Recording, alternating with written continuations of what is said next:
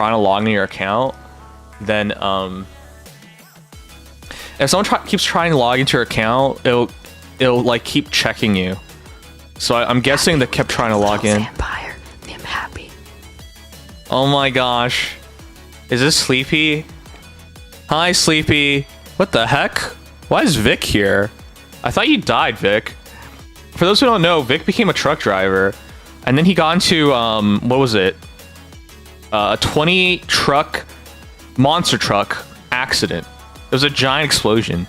It wiped out a small town. I'm surprised you're alive. Also, I had to change all my passwords, guys. It was rough. So, I made an announcement. Well, I haven't made an announcement yet. I'm going to make an announcement. So, you guys know I'm currently unemployed. It's officially 1 month of unemployment. And now I am officially unemployed because I signed up for unemployment insurance. And I'm going to try to, like, write in an exceptions for them to give me a month's... a backlog, a month's worth of payments, so I can get that month anyways. It's a long story. Apparently, before they don't let you take EI if you have severance pay and vacation pay, but apparently they started making exceptions. So maybe I can sign up for it.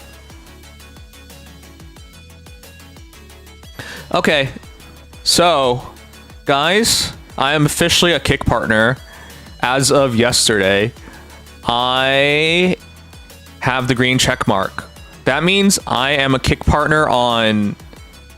Wait, what? That means I'm a that means I'm a Kick partner on Kick. No, I mean, that means I am a partner on...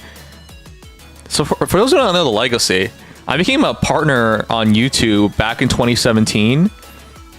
I think I made partner before I started streaming, because it was really easy to make partner back then. And then I made partner on Twitch in like November of 2017. And obviously Kick wasn't out yet. I tried making partner on Mixer. Do you guys remember Mixer? Mixer died. So I didn't make partner on Mixer. And then there was TikTok that I streamed briefly on, but I don't understand TikTok whatsoever, and I didn't make content. So it didn't really work. But the other platform that I actually tried a bit on was Kick. And I was surprised. We did do a couple of Kick only streams, but those were kind of fraudulent because they were all us watching anime. So, you know, it's not exactly... it's not exactly like prime quality stuff, but those were technically Kick exclusive streams. Whatever the case is, we finally made partner. I think they just really want a bunch of Twitch partners and YouTube partners to come over and be partners and then see where it goes. But it's significant because on Kick... Oh. I hope I don't hear myself. Oh. I hope I don't hear myself. No! I hope I don't hear myself. No! I hope I don't hear myself. No! What the hell? I hope I don't hear myself. No! What the hell? Where is it coming from? What the hell? Where is it coming from? What the hell? What? Where is it? That is insane. Okay. So you see how it says partner on? It's partner income on. So Kick pays their partners to stream on Kick. So you see how it says amount? I'm covering it, but it says amount. It says amount. So every time I do a stream on Kick, it's a paid stream. They're paying me for it. So since I'm unemployed, I should be streaming a lot and do everything on Kick so I can earn money. I don't know how much money I'll earn. It says next payout's $26 every week. You guys realize that's insane, right? They pay me $26 a week.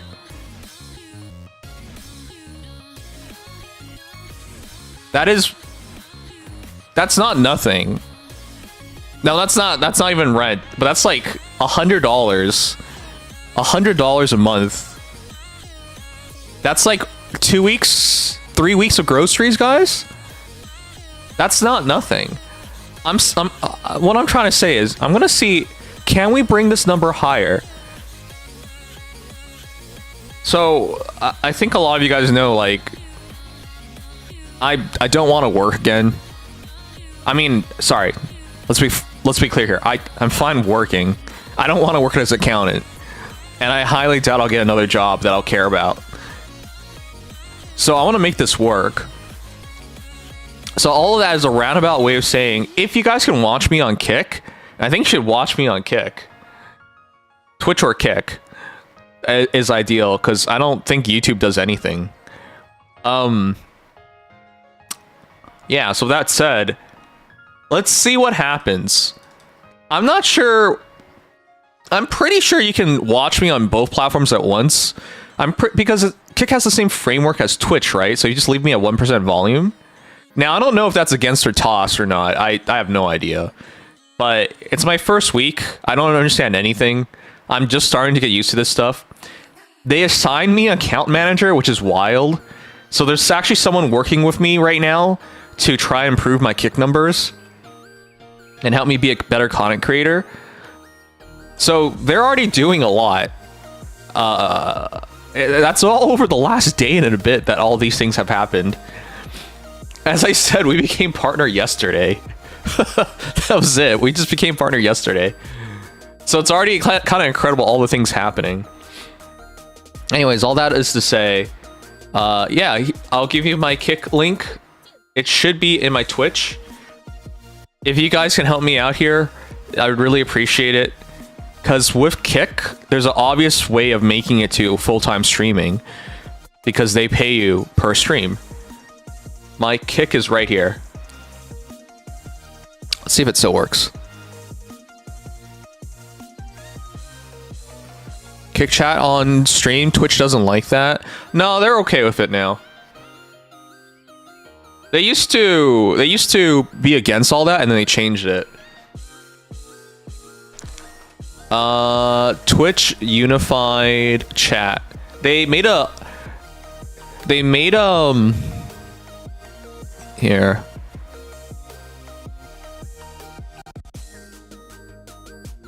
If you simulcast Twitch alongside other platforms like YouTube, TikTok, or Kick, Twitch now officially allows combined chat overlays on your broadcast.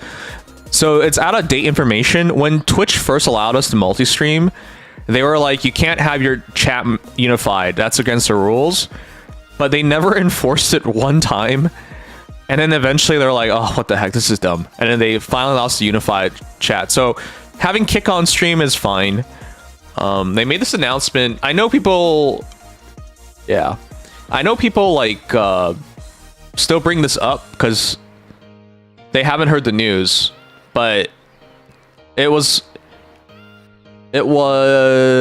February 2026 when they made that change.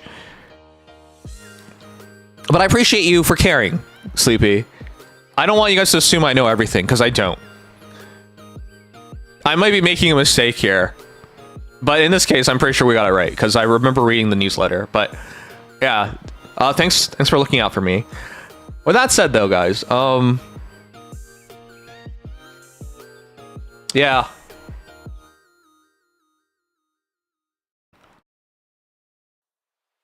Yeah. So also, from what I understand, Kick doesn't have ads. So if you don't want to subscribe, to me because of money reasons, that's perfectly understandable. Or if you don't want to subscribe to me because you don't like me enough, that's perfectly understandable as well. But the easiest way to get around all that and still support me financially is on Kick. So, anyways, also number 2, I downloaded Faye on my AYN Thor. I'm gonna put it on the bottom screen and play it before, like, play it while doing, like, Android, while reading visual novels and stuff. Also, I got a Food Devils, a tactics RPG. Sugma says he watched PM1 play it. For real? For reals? What if we want to subscribe because we don't like you? What are you, a weirdo? I know people do that. Do you guys hate watch people? I can't do that. I don't have it in me. If I hate someone, I don't wanna watch them. It's weird. You guys are fucking weirdos. Hate scribers? Is hate scribing a thing? I've never heard of this before. He made ad reads on the game forever ago. Did he? Oh my god, he got paid for it, and here I am only being invited. Now I don't want to do the game. I'm gonna email back and tell them I'm no longer interested in doing their game because my viewer called Sugma told me that other Fire Emblem Heroes content creators like PM1 got paid to do an ad read, and here I am just offered a demo key. I'm gonna do that right now. Thanks, Sugma, for ruining it for them. That game actually looked pretty good, but now I don't want to do it because people got paid. I'm doing it for free.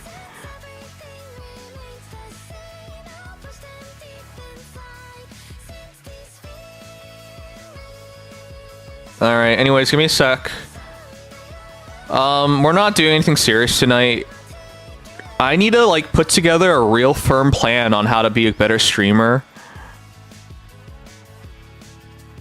Now that how can I encourage you guys to watch me more? You guys say make better content, but that is... No offense to people who say shit like that. You're correct, but that doesn't help. It's like saying to a model, be sexier, be hotter. And they're like, what the fuck? You know what I mean? Like, how do we do that? Or like saying to a homeless guy who's like broke on the streets, be richer. They'll be like, what the fuck? Have more money. Have more money, you bum. What the fuck? Like, how are you supposed to do that? Like, if they could, they would have done it already. Play more multiplayer games so I can play with you guys. Is that what you're saying? Just get a house. Yeah, exactly. No offense, but fuck the people who say shit like that. What is wrong with you? You know what I mean? Also, I have my new glasses on that my old company paid for. They paid 80% of it. I still paid $100 for it. They're so nice. I now have prescription sunglasses and new prescription glasses. I'm so happy. I never had time to like actually sign up for any of this stuff to actually like use my benefits before I got fired. Isn't that funny how it works? I also had like benefits I could use for massages and shit, but I never did any of that shit because I never had time to do any of that shit. And now that I'm fired, I finally could like use my benefits. Go goth waifu VTuber when? Dude, I am not doing that. Wait. Okay, hold on. If you're here in 3 minutes, I'll show you a goth VTuber friend of mine. I actually like her a lot. Her name is Neffy. But just being a hot VTuber is not enough because I've seen hot VTubers not make it. So, stop. It's 2026. People are not so shallow. They just follow you because they think you're hot. Actually, I take that back. There are still people shallow enough, but I'm gonna say not the majority of people. Because there's so many hot VTubers now, just being hot is not enough.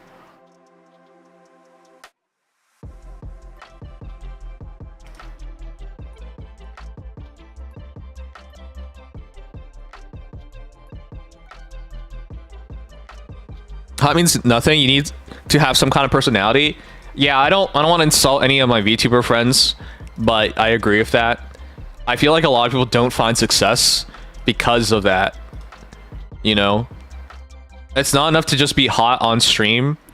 I've seen hot VTubers on stream, but they have nothing else to them.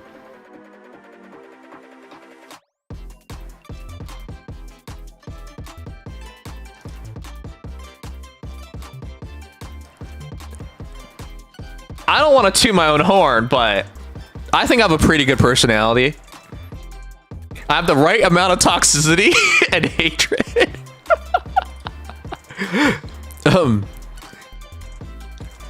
And I'm annoying. I think I'm perfect. There you go. All right. Sorry, Okay, we got it done. Do you still have a freaking idea where? Do I still have a Ionia where? What did you say? Why didn't it show on stream? Also, a lot of because as I said earlier, we got hacked a while ago. A lot of things were reset, so they're not fully connected to my stuff.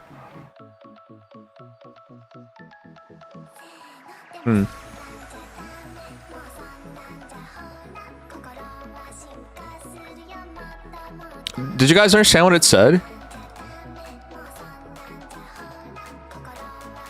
Okay, let me pull it up. That's right, I don't have my stream elements on.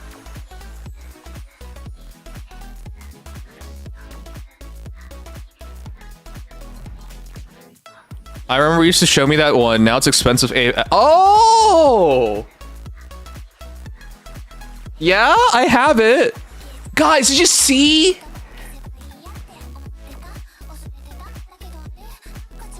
Did you guys see the Steam Deck price increase? It's fucking wild. OLED model up $250. And $250 doesn't sound a lot until you remember the base price is $549. That's like a 50% increase. Or like 40%. Whatever. The point is it's really high. And $649 for the 1 terabyte is now $949. Jesus Christ. It's insane. And the wildest thing, it's still selling out. Sell me that if you don't need it. You serious? I still have it. I don't use it anymore because I have a Steam Deck and I have a Legion Go and I have a Steam Deck. I have 2 Steam Decks. I have the LCD and OLED. If you really want to buy it, I can sell it to you. This is what I have. Aya Neo Air.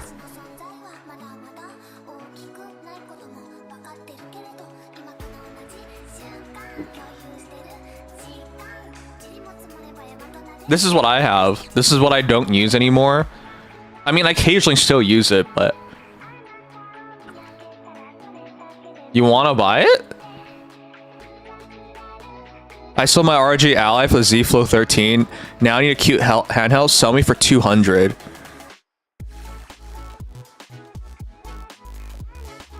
How much did I spend on this again? I think I spent like 900 Canadian. Mine's a pro model. Or just give me for free.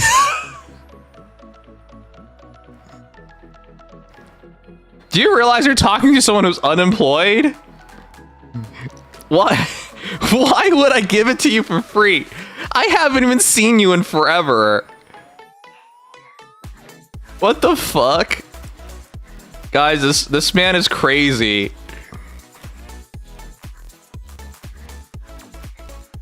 Why are all my viewers such weirdos?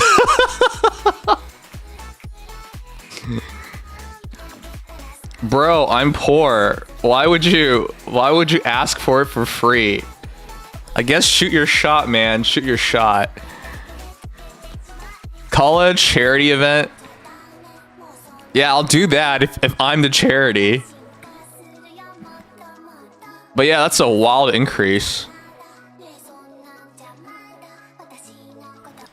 How about we get a competitive price? It's kind of low, man. $200.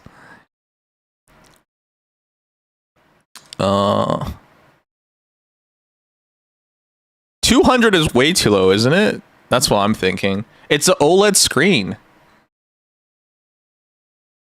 If you're gonna do what I think you're gonna do on it, which is like read visual novels, it's perfect for that. That's why I like keeping it. Oh, also mine has the audio upgrade. All right, guys. Anyways, let's hang out for a bit. I don't really want to do anything tonight. I'm kind of out of it.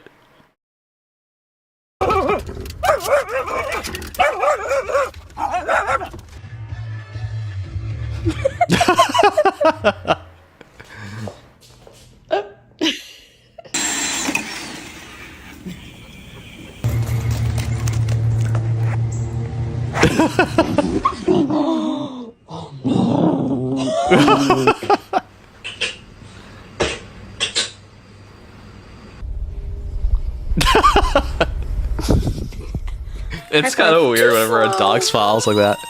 Hi, excuse me, I had an appointment for today. Oh, I gotta turn down the auto mod. I only want it for hentai games. Yeah, man. You guys want to see games I bought recently? I bought games. Steam. Can I show you guys the games I bought in recently?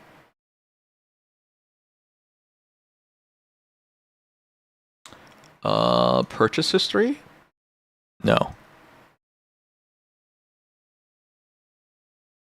So I bought Liminal Border parts 1, 2, and 3.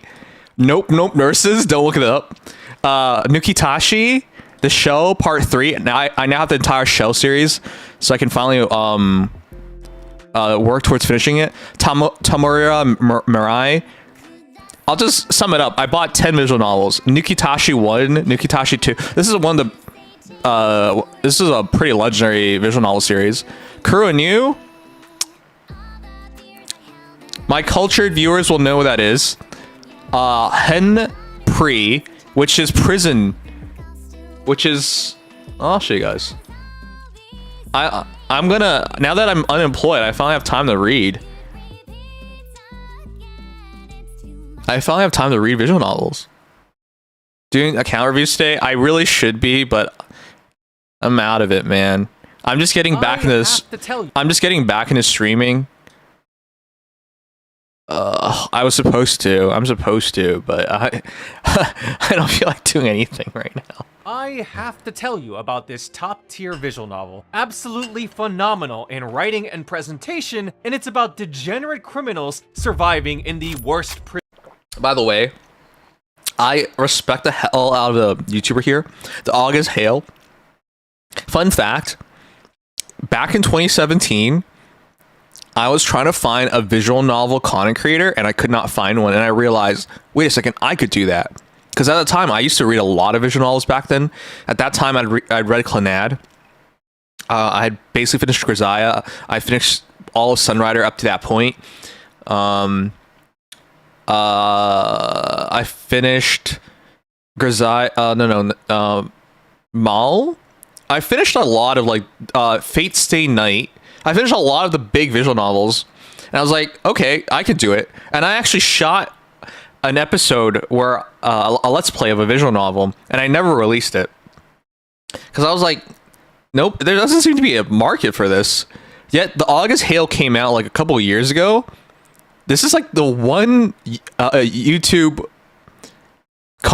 one content creator on YouTube that's all about visual novels. It's wild. They actually made it work. Known to man. Hi, my name is August, and let me tell you exactly what makes Henpri. Remember what you said months ago?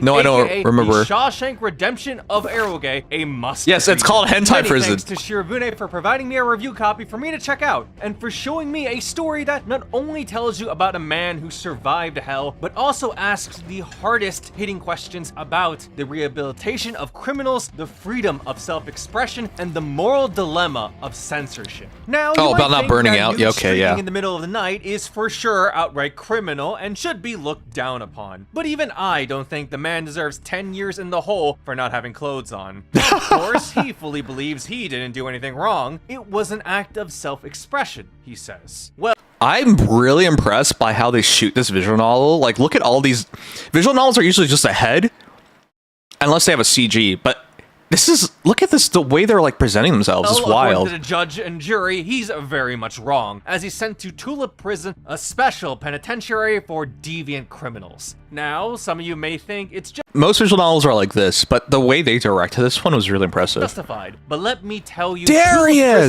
Prison is not your Hey, bro, average how you jail. doing? This is a hellhole. This is a prison that operates on its own rules. A place where all basic human rights and decency for the imprisoned is long lost. Where cruel and unusual punishment is the norm. And Shinichiro Minato gets the worst of it. Again, this is for a guy who wanted to show off peak male body performance, and now he's looking like a bald, broken twig from the guards beating him down and the inmates putting dirt in his food. Enemies are everywhere. Forget a prison break, Shinichiro's first ordeal is surviving till the next day. Sure, he's deemed a criminal, unsympathetic from the start, but seeing the way he's treated and learning about his unfortunate I know because the visual novel's name is Hentai Prison, it puts different thoughts in your mind. This is actually well written. life circumstances makes you pity the guy. As you watch him endure the prison's brutality and injustice, you slowly begin to start rooting for the man. So, when he finally gains the strength and knowledge to exploit the prison system to his full advantage, it's actually pretty damn awesome. It's a rousing underdog story on all counts, and he is undeniably a man of iron will, determination, and willpower. You might think it's odd for me to praise this so much, especially for a title named It kind of looks like Hentai Danganronpa's. and to root for a No, blatant, it's almost not Danganronpa's delusional artist, though. exhibitionist. But the name Reacting itself to reviews, is yeah. deceiving to begin with. I To just anyone bought this hearing visual about novel. This title will surely raise an eye. And Yeah, really, to exactly. recommend an average person this visual novel, much less crazy for being peak, let people look at you like you're a madman. Believe me, Kanji, I know, how are you? I've tried it. While we, outside of Japan, commonly see it referred to as pornographic Japanese anime in media, it actually has another definition: abnormal and perversion. And that is what this visual novel is truly about. Hentai Prison, a specialized jail for abnormal, deviant criminals. I should put this It at the takes top. time to explore the minds putting the two of subtitles these type of together. individuals, what drove them this far, and the fundamental core lying underneath them. To then question, is the ruthless and brutal punishment necessary to rehabilitate degenerate criminals, and whether or not they can be rehabilitated at all. But let's put a pause on that, because we gotta fight everyone in the prison first. And I mean everyone. Prisons aren't sunshine and rainbows. They have a prison obviously, break. but Japanese Alcatraz is much worse than you expect. What was originally a coal mining town turned out to be the perfect location for the creation of Tulip Prison. With heavy militarized guards, high stone walls, and raging waters spanning miles, no one has ever broken out of the What do you guys like to watch or play or enjoy that motivates you? Lately, I've just been kind of listless. I'm looking for something that motivates me. That's why I want to play something like this. I mean, I bought it yesterday. I haven't played it yet, but that's why I want to play something like this. What motivates you more than going to prison? the iron claw of Tulip Prison. Only those, quote-unquote, rehabilitated will walk free. Otherwise, it's back to the coal mines where death via gas explosion surely awaits. All for the profits of the prison higher-ups. Right off the bat, D&D Pro, will a outright show you podcast? the Man, I ruthlessness of don't get Tulip Prison. D&D. From facing down the strict disciplinarian where all her orders must be met, to obeying the queen bee raining down cruelty and torment, to even prostrating under the prison's clergywoman ex-prison warden, where sending you to Jesus is its own form of correction, seemingly any form of mercy is a false dream. Sup, kick partner? The first few Yeah, hours I'm a of kick Hentai partner can be now. Pretty grueling and tiresome to watch. I just ask you to keep reading because it then shows you how does one survive in a place like this. Well, with goddamn willpower and crafty execution. And I have to say, watching Thank you, Miller, for follow. perform these feats Some is partner pure theatrical art. ignores Regardless kick? of a criminal I gotta- sin, you do have to give credit for the I gotta figure out how to put kick on the top. Only Twitch shows up at the top. I gotta redo this page for watching stuff so kick can be there too. sheer tactics and mind games to be able to manipulate the prison system, or exploit the incompetence. Shuichiro understanding the environment and the rules of the prison I'll is write his that down, path to actually. survival. Learning where the security cameras and blind spots are, knowing the daily routines of the guards, understanding where the loopholes are in the actual rules. But the most important factor is how to deal with people. Tulip Prison operates under its own set of unspoken rules and hierarchy. This leads to figuring out who to contact. Say a supplier who can smuggle smuggling goods and who to avoid, such as a Yakuza boss who rules the inmates. Even bribing and blackmailing guards is a valid option. Compared to the veterans of this prison, Shuichiro is like a child in the eyes of the many, but through careful planning and execution, he's able to overcome those more devious. Yeah, the camera work is so good in this one. Most visual novels are really boring on camera work. And let me tell you, how it's presented is exciting. There's plenty of dynamic sprite movement. In fact, there's barely a dull moment on screen. Well, there you go. They even bring this up. Around so much. Tsukihime Remake and Witch on the Holy Night may have visual spectacle. Did you guys know I bought Tsukihime for the Switch? I have the limited edition version. I really want to play it sometime. Extra 2 may have dynamic action CGs. Innocent Grey may have elegant presence. Innocent Grey? It's Karano Shoujo, but alright. This is the game I'm currently playing. I just bought Paradiso yesterday. Part 3. It's... oh, fuck. I really want to play through one of these. But Henry creates some pretty impactful moments simply off of its character sprite direction alone. And that's one hell of a feat. CGs? Yeah, Henry does have those, but the pure aura this visual novel gives off by using a couple of black bars, slow pans, and a badass pose is just immaculate. What makes this work is that whoever was in charge of the scene direction actually put deliberate thought into how these sprites are placed together. That's what I mean. There's somebody was literally directing this. Who directs it? The story needs that usually no one thinks about the directing. They just think about the story. Or even just to deliver a punchline. The last one really makes the most of it too. Henpri is pretty crazy. There's Devil May Cry games. Did you guys know so? All right, we're not gonna watch all this. I already know because I'm interested in it. Did you guys know there's a humble bundle right now for Devil May Cry? I regret not selling you guys on Humble Bundles more, because I used to be a Humble Bundle partner until they removed the Humble Bundle partnership. You can get Devil May Cry HD, Devil May Cry 5, Devil May Cry 4. Isn't that all the Devil May Cry games?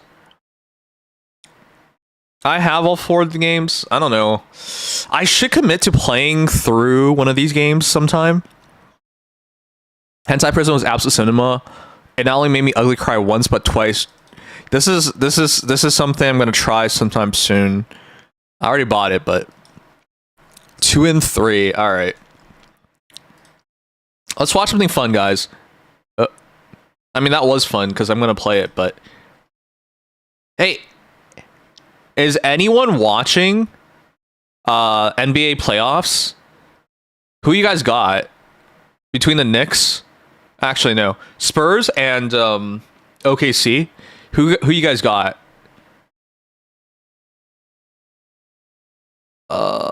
Man, I don't know anymore. I want the Spurs to lose. I don't know. Wemby's story is so good. I kind of want him to win. But Shea is Canadian. Dort is Canadian. And I want Shea to win everything so he can come home and play for Toronto. He's actually Toronto born, so. Alright, let's watch something fun, guys. This I want to check out. I have a PS5. I've barely done anything on it. The most I've done on it is the majority of time I spent on my PS5 is playing PlayStation 4 games. Both teams can suck it. What? Kanji, are you a Knicks fan? Is this what this is? We're gonna piss off a lot of companies in this video. We're gonna piss off a lot of companies in this video. I love this guy. His name's Dana Jeff. This is Steam running straight I've off loved my him since PS5. Kendo. His Kendo videos. PC games, PS3 games, and even Switch games. You guys remember back in the day, the PlayStation 3 announced you can install Linux on it, and then they backed out of that? And then the hacking scene allowed you to do that? Well, they should have promised that for the PS5, but once again, the hacking scene allows you to do that. All on one console. Wild. And I can even play multiplayer games, use Firefox. Wait, you have a hacked PS5? No way. You can literally turn into a Linux PC now and run Steam on it. Chrome, and a lot of other things. Look at how just cool like this a regular is. PC. The PS5 modding scene has made another massive breakthrough, and it's now possible to run Linux on jailbroken PS5s, opening the doors to do a bunch of crazy stuff. let me show you everything that's possible, how easy it is to get set up, and why this might be one of the best deals you can actually get right now for gaming. It's now been 2 years only on lower since I showed firmware, you how to jailbreak a PS5 and how to let you do a bunch of crazy stuff like custom front ends, mod menus for I have PS5 old games, PS5, but I uncapping updated frame it. rates on PS4 games, and a So I have to crazy buy amount of another other PS5 stuff. if I wanna do There was this. something missing from the modding scene that people were patiently waiting for. You have a Linux Pro? support. Yeah, so PlayStation consoles actually have a really Dude. weird history with Linux.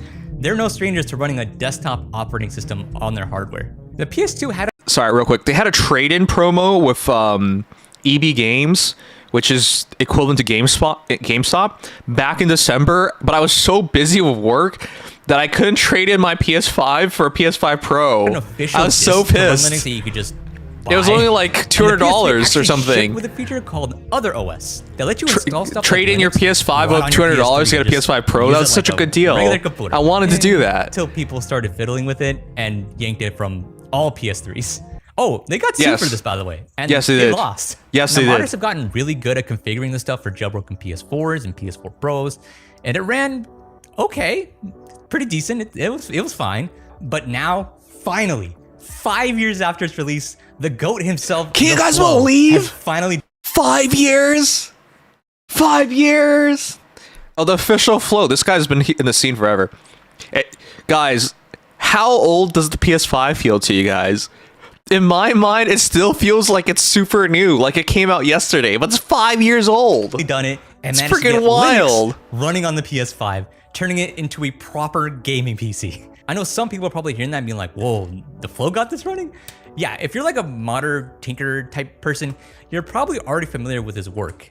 He's responsible for things like the OG PS5 jailbreak, several PS4 jailbreaks, the Vita jailbreak, Vita Shell. I know him from Adrenaline Vita Shell, emulator, from and Vita. a lot of other awesome PlayStation modding projects. Like, this dude really knows his stuff. And now he's finally made the Linux loader available to the public, and now anyone with a jailbroken PS5 can run Linux. Now, it's just Ubuntu for now, so I can't do crazy stuff like running Bazite or CachyOS on it. Or Oh, anything. that'd be awesome. But it's still really impressive, and almost everything People run just Bazite on works. Steam There's decks. no crazy setups or configuration files that I had to set up at all. And the best part is, it's dual boot. So it's not like one or the other. I can run Linux like normal and play my Steam games there and my emulators and everything over there. And when I want to play PS5 games again, I just restart the PS5 and I'm back to regular PlayStation. That is so OS. cool. So we went through a lot of different testing to see what's possible. So let me show you what we found. PS5 I think does you're feel gonna be old though, really like it's something surprised from the at what this thing pandemic. can actually That's run. right, it is from the pandemic. So how do we do this? Obviously, this is only for jailbroken PS5s right now. Hold on, how many PS5s do you guys think were sold? Because it hurt a lot, you know, the entire COVID thing.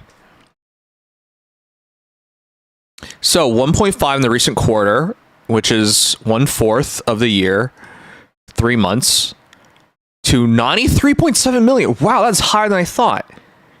I actually thought they weren't selling so well. Now, to put in comparison, PS4 sales lifetime were wild. 1/7. Oh, actually, that's not. I mean, it's unlikely they'll catch the PS4, but that's actually keeping up really well. Huh. Yeah, that's actually keeping up really well, guys. You know what? The PS5 is more successful than I thought. Because I felt like without COVID, they really would have reached PS4 numbers. But because people gave up on trying to buy a PS5 and then they like built PCs and stuff, that hurt their sales. Which means as of right now, that means a fat PS5 that's running a really low firmware. 350? For Linux, that means you have to What be is running wrong with you anything from guys? Version 3.0 to 6.0 firmwares. But he's planning on adding support for even newer firmwares in the future. But basically, if you updated the PS5 anytime before 2023, you're out of luck. Oh Also, my don't bother God, trying to that's wipe so the easy. PS5 and installing an old and recovery firmware. That doesn't work. I There is had to no update my way to downgrade your PS5. PS5 firmware I right had now. some- By the way, I saw I some had people some claiming that they were able to do that sponsorships. on their PS5, and it actually is not that hard. And I'm like, dude, if you can find a way to take a freshly updated PS5 and flash it back down to a 5-year-old firmware, dude, I will personally PayPal you $100 to show me how to do it. It is not possible. Now, I've been stockpiling this PS5 for a while. I bought this all the way back You in gave up April because of 2021. scalpers? Exactly. 5 years ago now. Also, And I it's bought still 2 running its PS5s and original scalped firmware one. that it came with, 3.20. So that means we That was cannot part of run the Linux. problem. Now we have to prepare the PS5 for running Linux, which means blocking outside access so it doesn't automatically update and, kill or jailbreak. That includes disabling automatic updates in the settings, disabling automatic error reporting, we don't want to report anything to Sony, and setting a custom DNS in our internet Don't settings, judge me. which blocks all connections to PlayStation services, but still lets you access other stuff like YouTube and Google. Then there's the Linux specific settings, which means toggling on rest Oh, mode, shoot, I just realized. enabling constant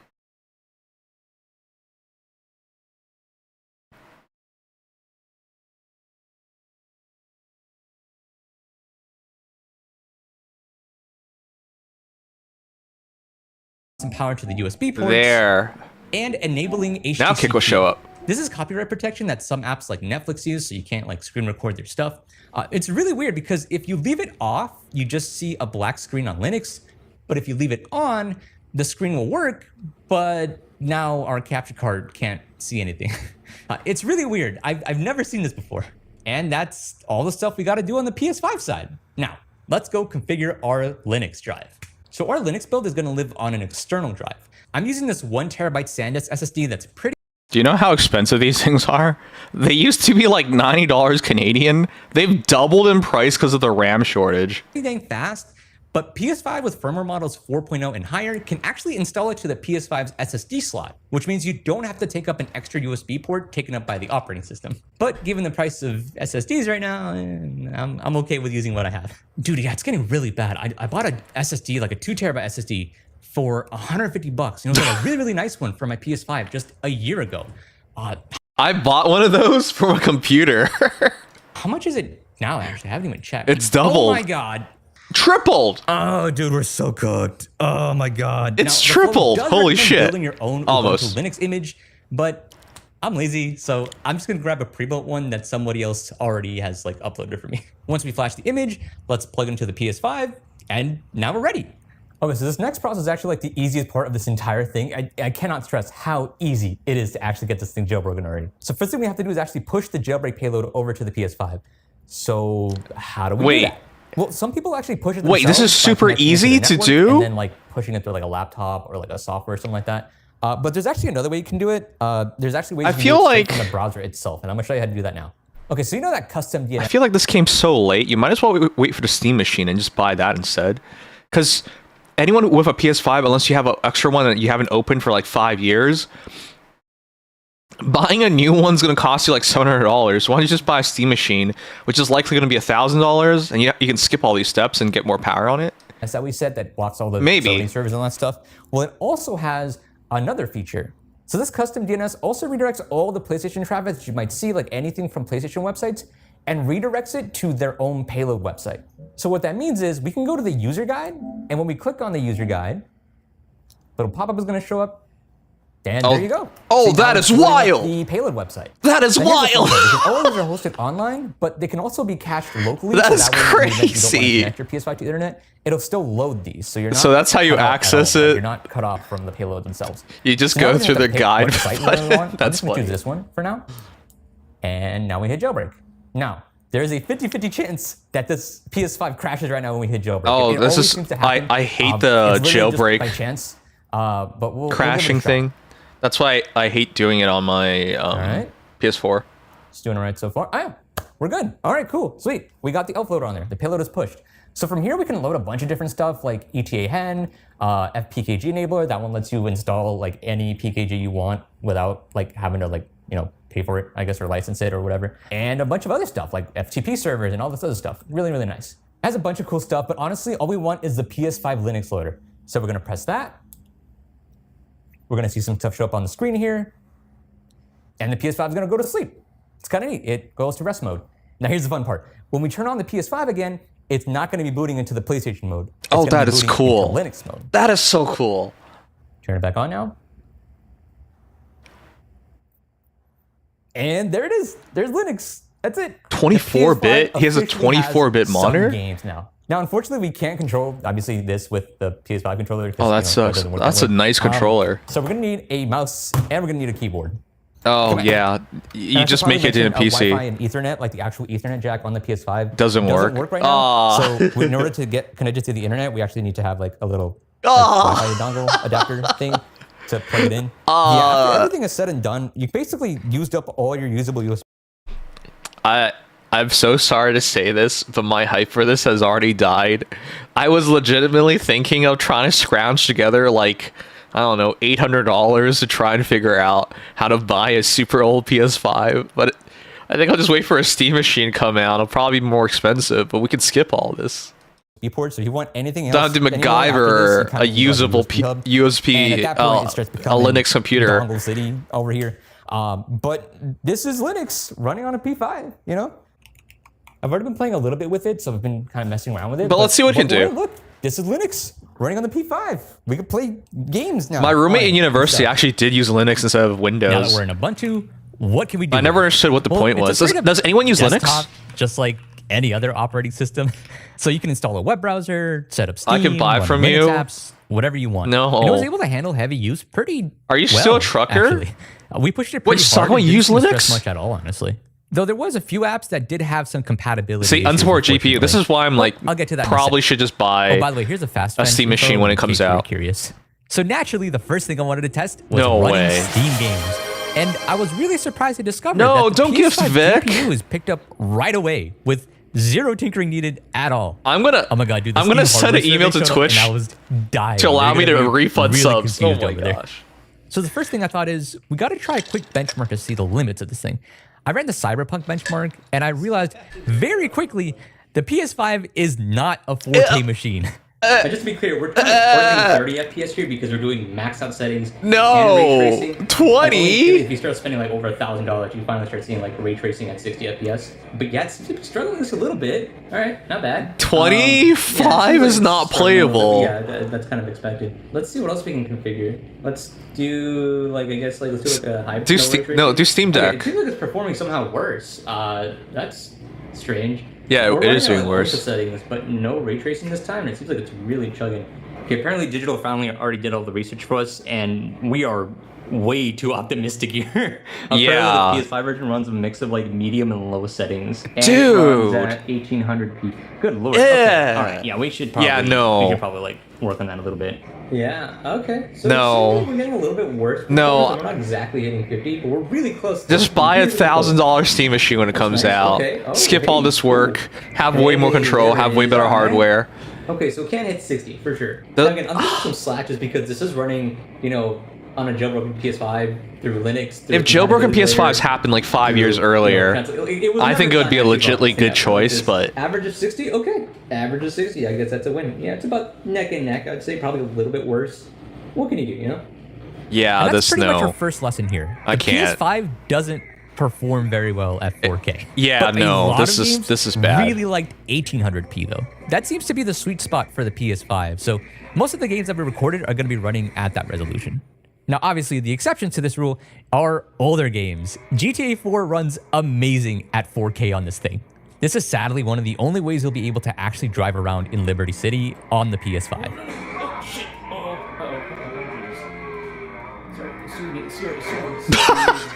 I always wanted to see what a modern, like, updated graphics That's version how I and drive. interpretation of Liberty City would look like, but it looks like I'm gonna be like 40 by the time that actually happens. And obviously, I had to try out some of the new PC native ports that have come out recently. Oh, have you guys seen? There's a lot new of you guys Paper asked to Mario see the port Sonic Unleashed on port running PC. here. And yes, with Dude. everything maxed out. Am I gonna and play at the original 4K, Paper this thing is Mario just sometime? Straight up eye candy, dude. I cannot believe think- how well this game is. I aged. think I am. I love Paper Mario. And now I'm unemployed. Look at these native... Star Fox 64 also recently There's got also a lot of fan-made recompile. native PC port just a few months ago. Recompiles, And with proper HD recuts, textures, 4K, decompiles. and Is- proper widescreen is- support. what's the correct this game terminology looks here? Really nice. on Oh the my P5. God. I won't Yeah, pretend to be that like looks the biggest Star Fox amazing. fan, but I know that a lot of people care about these games, so I wanted to give it a shot. Now, of course, the main benefit of running think Steam I- now I think is I- that I think you I'm can down play to do PC that. exclusives now too, like Deadlock, which apparently not many people knew that Valve came out with a new game this decade. It's really pretty. Wait, this is by and the Valve? character design is phenomenal, and it runs very nicely. This is by Valve? on the P5. No way. Now, PC exclusive games are nice. Yeah, there's a Paper but Mario access native to PC Steam version. Also means access to the I'm waiting Steam for the Workshop, widescreen to work. Which means with games like Black Ops 3, alongside all of our normal zombies maps, And then I'll think about doing it. we can also download modded custom zombies maps on the PS5. Dude, I have so many hours on this game, and the big reason is because there are so many custom zombies maps. This is one of the things I wish they brought over to consoles, honestly. I mean, like, that is so Skyrim cool. did it like 10 years ago, and they got like an award for something. So there's no reason we shouldn't be able to shoot zombies in Dunder Mifflin if we want to. Yeah, but you didn't expect to see this. This is Dunder Mifflin. That's true. This is possible. Oh my god, that's so PC players are doing wild. all kind of crazy, weird stuff. Who asked for this? That's amazing. And that's the Christmas gag. Oh, I remember that scene. And you know what? Let's go crazy. There are no more rules. Oh my Halo, gosh. Master Chief Collection On the PlayStation 5. Yeah, that's wild. This one It actually tingles can run my at 4K brain to pretty think nicely, about playing and Halo all on the campaigns PS5. are playable here too. It's blasphemous. And that's we why I even like got it. multiplayer running on it. Yeah, I don't know what's up with the anti-cheat system on this game, but it just let me play without having to touch or configure anything. Man, if I had a nickel for every time I played Halo on a PlayStation console, I'd have 2 nickels, which, you know, isn't a lot. I hate this meme. It needs to die already. Now, I want to be clear. It wasn't all smooth sailing with Steam. Some games just didn't launch for whatever reason, or it would give like a crash even after fiddling with the Proton layers. I don't think I can do this anymore. I wanted to. Your playable games collection on your PS5, which is nuts. From Oh, older games Sonic to looks console great. exclusive games, and my favorite part, emulated games. With this PS5 was turn this thing into an everything PlayStation console. So it can run games from PS5, Oh, Life is Strange. PS4, PS3, PS2, and PS1. Now for PS4, there is a PS4 emulator out there, but the PS5 can already do PS4 pretty well. The only reason someone would use Shad PS4 right now is to play Bloodborne. You can't But play since this is Bloodborne a on jailbroken PS5? Really? We can also mod a lot of these games to run at 60 frames. I have Bloodborne. And in some cases like Bloodborne, even have them running at 120 FPS. Oh, that's man, wild. I love Bloodborne, man. This is like Sony's stepchild that he doesn't really love that much, but refuses to have his Everyone mom as a loves partial Bloodborne. custody for. So PS5 and PS4 are plenty taken care of on a modded PS5 already. So what's left? Well, of course, you can license some PS3 and PS2 games using PS Plus or Premium or whatever they decide to call it this week. But there's so many missing games here. And the subscription model never really sat right with me. Yeah, you same. never really own these games, and you have to rebuy them even if you already own the discs. That's wild. Now, I hate that. Always hearing that the reason PS5 never got backwards compatibility was because it would be too messy, it's too complex, That's all a lie. it's not natively That's compatible all a with lie. PS5's Come on. architecture. Everyone blah, blah, knows that's a lie. yeah, so I'm here to tell you that that's just not true. Yeah. Using a program called EmuDeck, we can configure a bunch of emulators at once and set them up in You your can have Steam library EmuDeck too, on- so yeah. that they can just appear On like your Steam normal Deck. I remember this from shortcuts. Steam And Decks. there's lots of one-click emulators you can grab, like RPCS3, which is a PS3 emulator made by the community, so games are just plug and play, and actually test out how well these PS3 games run on the PS5. And their compatibility list is huge. 98% It's not of the PS3 perfect. library is at least either playable but this or is made in-game. by the And community. so many games You would run on this figure, like, PS5. Sony It is engineers not with a source slug by codes any means. could do It even is better. More than capable. Oh my god. Plenty of games run at native 4K with 0 issues. Oh, that looks amazing. And the best part is, RPCS3 has I have game such a packets soft that spot let for the you untap PS3. the frame rate on a lot of games. So all the games that you remember playing as a kid that were stuck on 30 FPS can now be played at 60. And something that I don't see many people ever talk about, RPCS3 also has their own online network called RPCN that lets you play a bunch of games online. I never got a chance to play Mod Nation Racers online when I was a kid.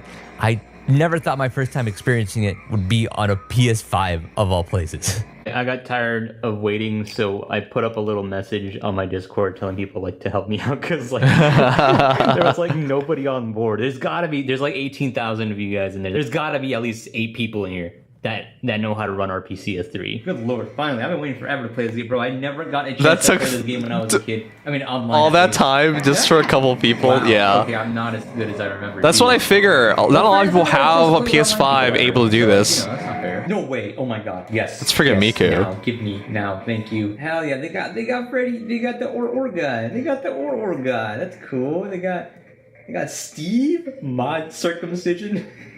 What the hell is that? Try that one out. Oh, we got like Sackboy, and I got Miku. I feel like I should know who this is. Ooh, okay, all right, a little bounce. What's all that white stuff on the floor? What's all that white stuff on the floor? Dude, this is so Hey, fun. I yo. love this. Even though I'm dead last for some reason, I ended up playing this for way longer than I should have. I should have gone home like 2 hours ago. But yes, Mod Nation, running on P5. I'm so proud of it. It looks so good, dude. I don't think I ever expected to ever live on the PlayStation 5. That looks good. And of course, Little Big Planet. Dude, I love these games so much growing up. Well, the community has been running fan servers for a couple years now with a lot of custom maps saved Oh from my the old god. days. This service called Beacon. It is so great. This to game be is able to still walk so around seeing charming. these user levels again. How Probably many even years find has an it old map been? If you ever uploaded it publicly. Holy I'll leave a link shit. to find it in the description. This is one of the most popular games to run on RPCS3, and it's running at 4K online with friends on a PS5. All of Oh, this that's being held up wild. solely by the community. But it's not the only community staying alive. You over guys here. know I have a There's been PS3, tons right? of people begging for Sony to bring back PlayStation Home or some sort of equivalent or anything at this point. I don't know, just let furries in there somehow and the community will grow on its own. That seems to always work for some reason. Hey, Lightning. So while Sony never brought it back, the community got together and created fan-made servers that anyone can join so they can still experience what it was like to visit all these worlds back in the day. And sure enough, I mean, the PS5 isn't even breaking a sweat here. It's running at 4K, shit. native, Time to dominate. no problem, and running at 60 FPS. So many games are stuck on the PS3 with no way to play them without rebuying them again, and being able to just throw these games onto a PS5 and have them run better than they ever did back in the day is genuinely so surreal. Yeah, so for anyone saying the PS5 couldn't handle PS3 emulation or it's not possible, whatever, we can let that claim die now. They're just lying. They're just straight up lying. There's genuinely zero excuse for PS5 not to have it other than just plain greed.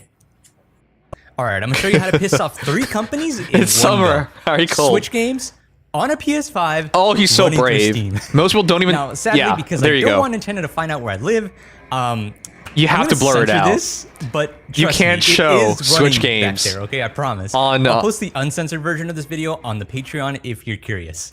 Good You know, Lord, Nintendo is imagine fully showing this to somebody abusing the 5 years emulators. ago. They'd call you a liar. Emulator so we laws. tested a few games on here using the Eden You're not supposed to be able to do emulator. this. Now, of You're not course, supposed to be I able wanna to, do like, this take as videos down. legit as possible, so that way there's no way that Nintendo's gonna But be like, Nintendo oh, doesn't look, care. see, he's encouraging piracy. So I'm gonna rip my Switch games the legit way. This is the mix switch. And This it is pisses straight off up Nintendo. a Switch cart to USB reader. Yes. Yeah, these are way harder to find now that the company got sued or something. I'm not really sure. Oh, about are they that. not going to But release this the new or Make a Switch? jailbroken Switch are the only physical legal ways to physically dump your Switch cards. Yes. So I just insert my Switch game into the reader, and boom, that's it. The XCI file. Can I just bring something up? Nintendo doesn't care if you have legally backed up your games. They do not care. I don't even know why everyone pretends that this matters. You can show that you legally own the game, and then you're showing the emulator, and Nintendo just takes down your video. They don't care. Why do we pretend that Nintendo cares about laws? They'll do anything to get around the law. They just care about what they care about, and bending the law and you to their will. Up right on the PS5. It could not be any easier. I have a whole video on this little adapter, by the way, if you're interested. Definitely go check that out once you're done here. Dude, running Switch games via Steam Big Picture on my PS5.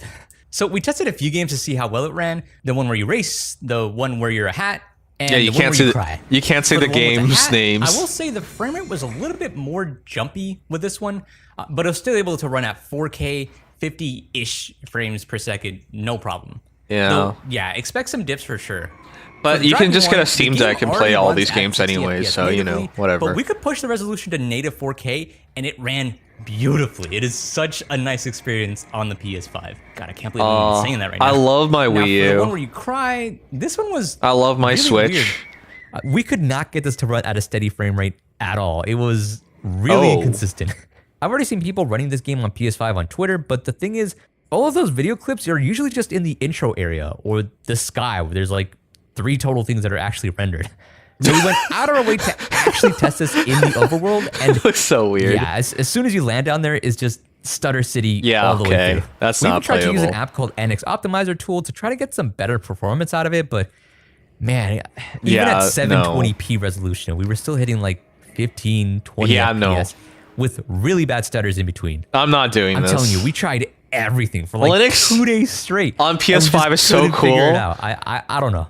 But I don't at see the least we were point able to it say, anymore. Yes, I ran Switch games on my PS5. Literally, none of these things were ever supposed to come in contact with each other. Now, I should mention, it wasn't all smooth sailing for Linux, though. A few things that we noticed. The screensaver just doesn't work at all right now. And if you let the screen go to sleep for any reason, it'll just turn black and it just will not come back ever. The screen will just turn off and it'll never come back. And some monitors just straight up... Once you go black, you never go back.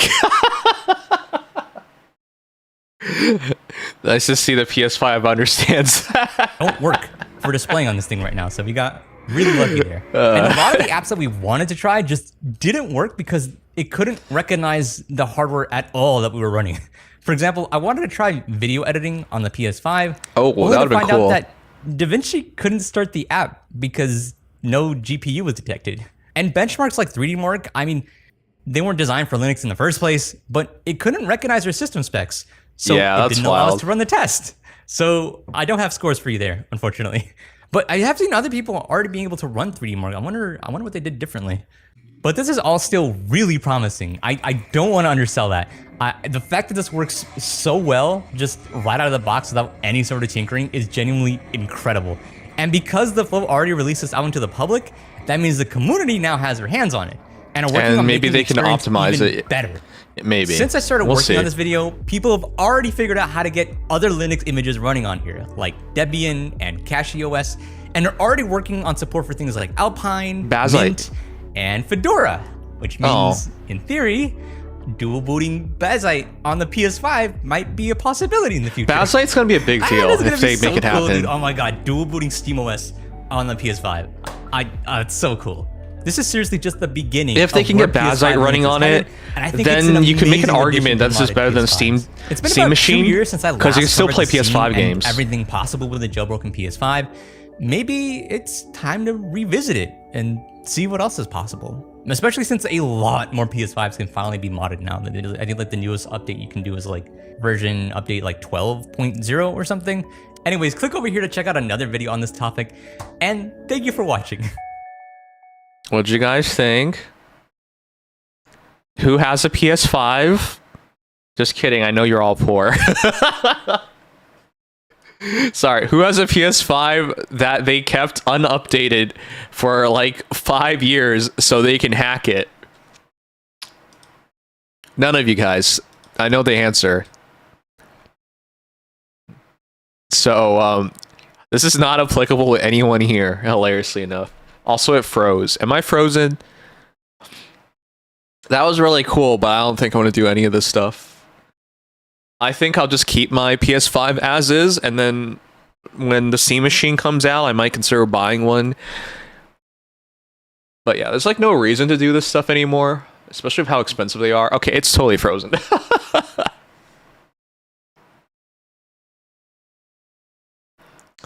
All right, let me close it.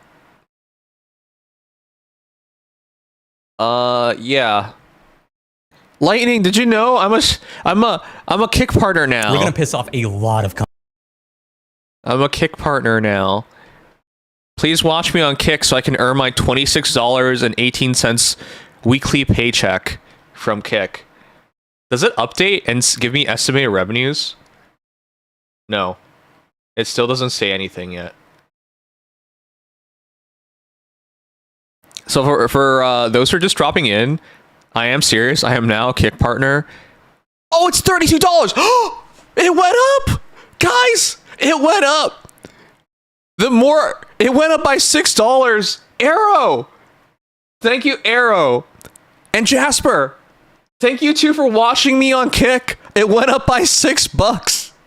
It was $26 earlier, now it's $32.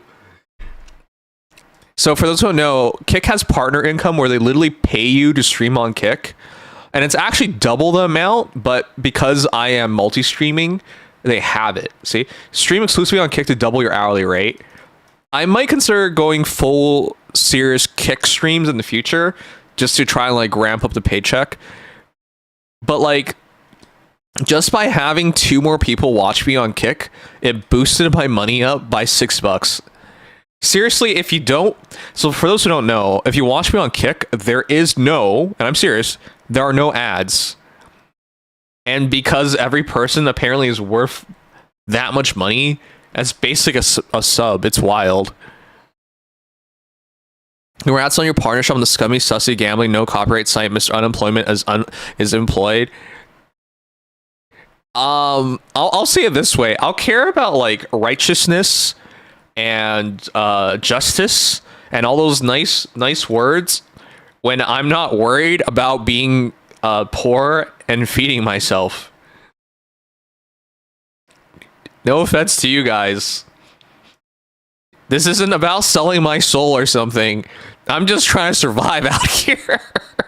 I'm just trying to survive as a content creator. I'm just trying to not go back to the workplace. If it means selling myself to Kick, I'll accept that. I don't think... Like, it's different if they were offering me like $1 million or something, or I was well off, but I'm not. So I'll just take anything, man. If it means I don't have to sell feet pics and work the corners, I think it's worth it, alright? So don't take it the wrong way. I'm not worried about that shit unless you start doing that. Yeah, exactly. Hey, have you guys seen, the Iranians have been speaking out about America's war? You know, I know most of you guys are Americans, so I'm just gonna get this out of the way. You guys don't look like you're winning the war. Like, if the war was a test, and the test was 10 questions, you've managed to answer, I would say 2 out of 10 questions extremely well. In fact, I think you keep answering the same 2 questions, not remembering there's a time limit on a test, and you still got 8 other questions to figure out, and you're running out of time, and you figured out 2 of 10 questions. You're about to fail this test. Yet you keep working on the same 2 questions for some reason. Those 2 questions is like bombing the shit out of the country and destroying the military. I don't think you need to do any more of that stuff. It's time to move on to the rest of it. What happened to the regime change? What happened to the civilian uprising? You know, what happened to banding together a coalition of countries to take on Iran? Like, you haven't done any of the other stuff. You just keep bombing and you just keep like destroying their military. Congratulations. That's never gonna lead to victory. Anyways, it's just been really funny watching this because it's starting to make it look. It's when you make like Iran fully sponsors. They have state-sponsored terrorism. They fully do that shit. But you're starting to make them look like the mature guys in the room, which is wild. I hope America fixes this. Oh, did you guys know I'm in the partner program for 007 First Light? And did you know they didn't give me a key? Here, I'll prove it to you. I'm still pissed off about this. Look at this. Dude, I'm a partner. I'm a partner. What the hell's the point of the partner program? You bastards. Oh, where'd it go? I mean, you saw it. Okay, so here. You are a member of the partner program. Then why won't you give me the game? What is wrong with you? This is so dumb. What's the point of the partner program if you're not gonna give me the game? Anyways, I have been disrespected by IO Interactive and 007 First Light. I want to play the game, but you won't give me the game. Friggin' wild. See, they write partner here. I am a partner. Give me the game already. Also, who the F cares about some war thing? I don't want to insult you, Kame, but it affects everybody in the world right now. Watch this. Japan sells US bonds. Japan, large foreign holder of US debt, so net yen 4.67 trillion, 29.6 billion USD of US government debt in the first quarter, the highest quarterly drop since 2022. You might not understand how much of an impact that is. That is a massive statement. They need to stabilize their economy because they have no oil, and their economy, for those who don't know, Japan gets most of their oil from the Middle East. They need money right now or their economy is going to crash. So they're forced to sell off US bonds right now. Let's see. Indonesia electricity. Maybe it's not in Indonesia, Malaysia. I think it's Malaysia. My bad. Malaysia. No, it's Philippines. Philippines electricity. They're also really reliant on coal. Okay. So here's the thing. A lot of these countries are now having significant issues with power generation. Even if they're primarily coal dependent and whatnot, when you take away like 10% of the electricity on a grid, it's a massive deal. Let's see. Asia oil shortage.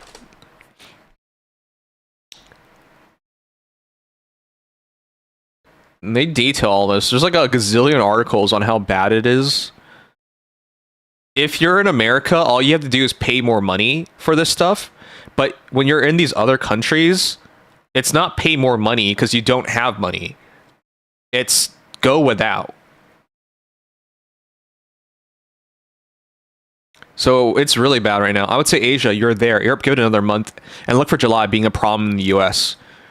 Where everyone's on a timer right now on how like fundamentally screwed they are for their economies unless this war ends.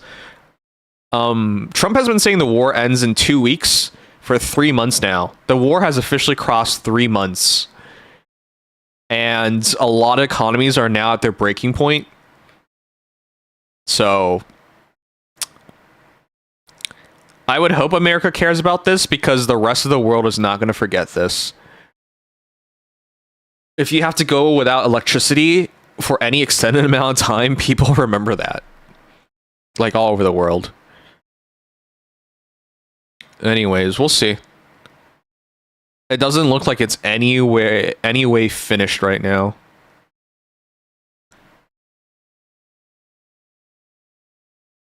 So, in my case, it affects me because it's nearly impossible to get a job right now because the current war has really strangled the job market because people don't know what the costs are going forward, so they don't want to hire people. Oh yeah, it's also really bad in Korea right now. 20% of all oil passes. So you take away 20% of oil from the entire world, it's a massive problem. So Philippines national energy emergency. Let's see. Holy shit, look at this, guys. People are dumping.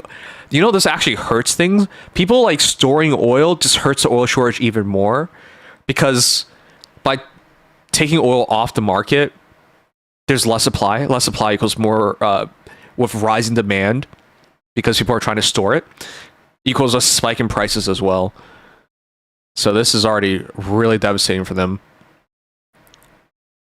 Thailand.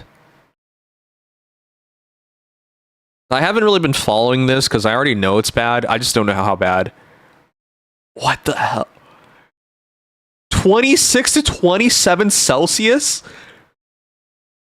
Dude, that's still really hot. In my room right now, it's like 24 Celsius, and I already don't like it. They can't even have their air conditioning above that. That's crazy. Anyways, shit is bad. Myanmar, India, Vietnam. It's affecting everybody across the world. Billions and billions of people are being affected by this war. And no one's going to be happy with this. I got supersonical figure too good to be true on eBay. You can show me. I'll take a look.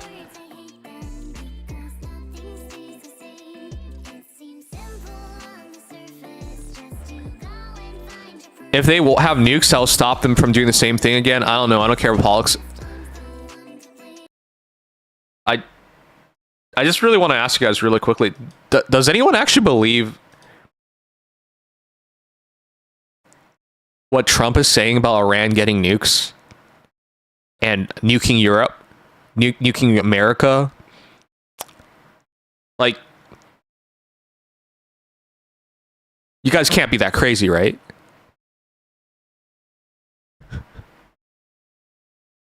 No offense. You want to look at a country filled with crazy people that are super fervent religiously to their leader, and they have a nuke? It's called North Korea. Why don't they nuke Japan? Why don't they nuke South Korea? Oh, that's right, because the moment they do, they get nuked and it's all over. Why don't they nuke America? Like,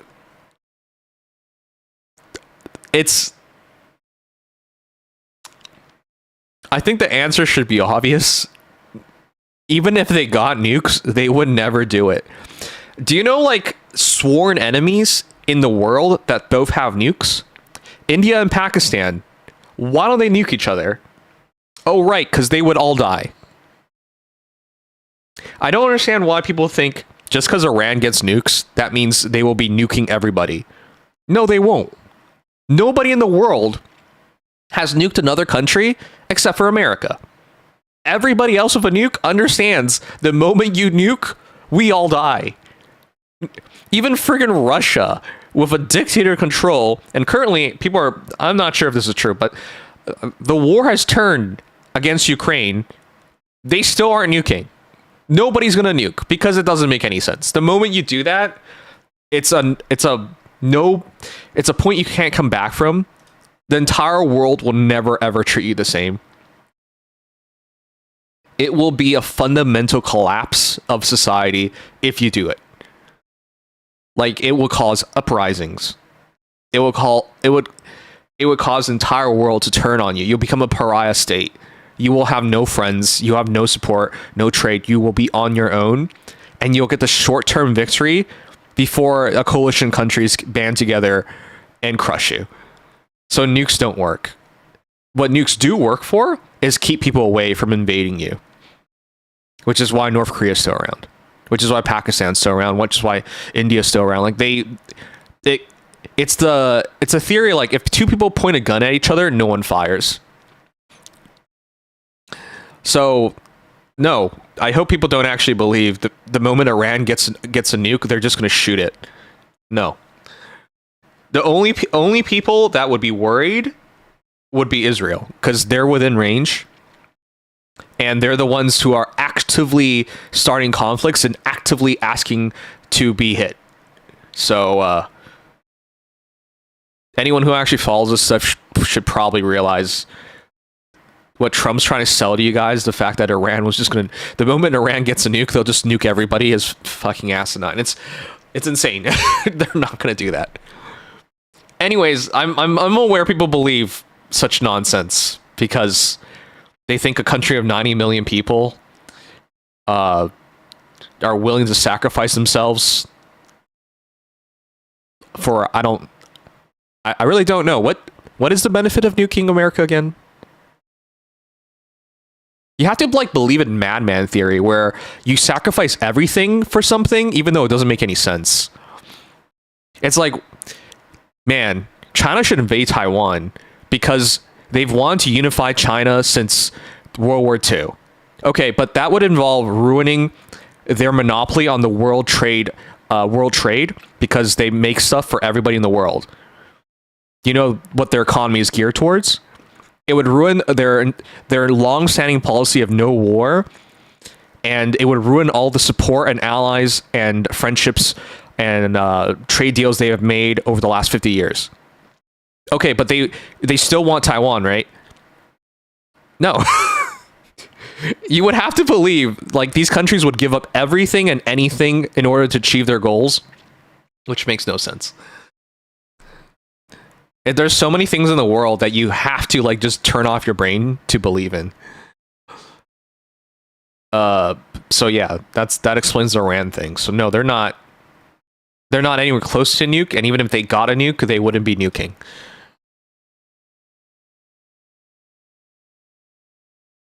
It's also like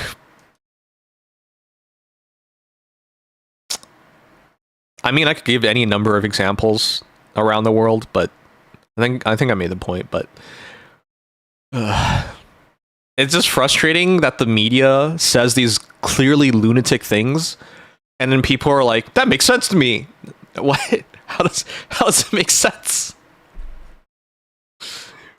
Okay. Okay, but what if we got a nuke here in Night Knight's channel? Will we be nuking anyone? Sasha! No. Would I? I suggest Canada. If you nuke Canada, it'd take a lot of nukes. Canada's really big. Because we're both here. It would take a lot of nukes to nuke Canada. Alright, let's watch another one. Have you guys seen the price jump? Oh my god. How do you nuke something that's not real? You're the worst. We're real. You bitch. Alright, let me see.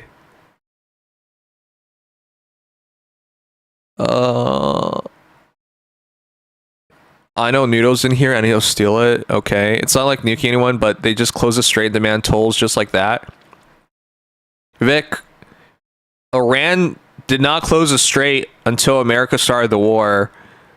Because they knew...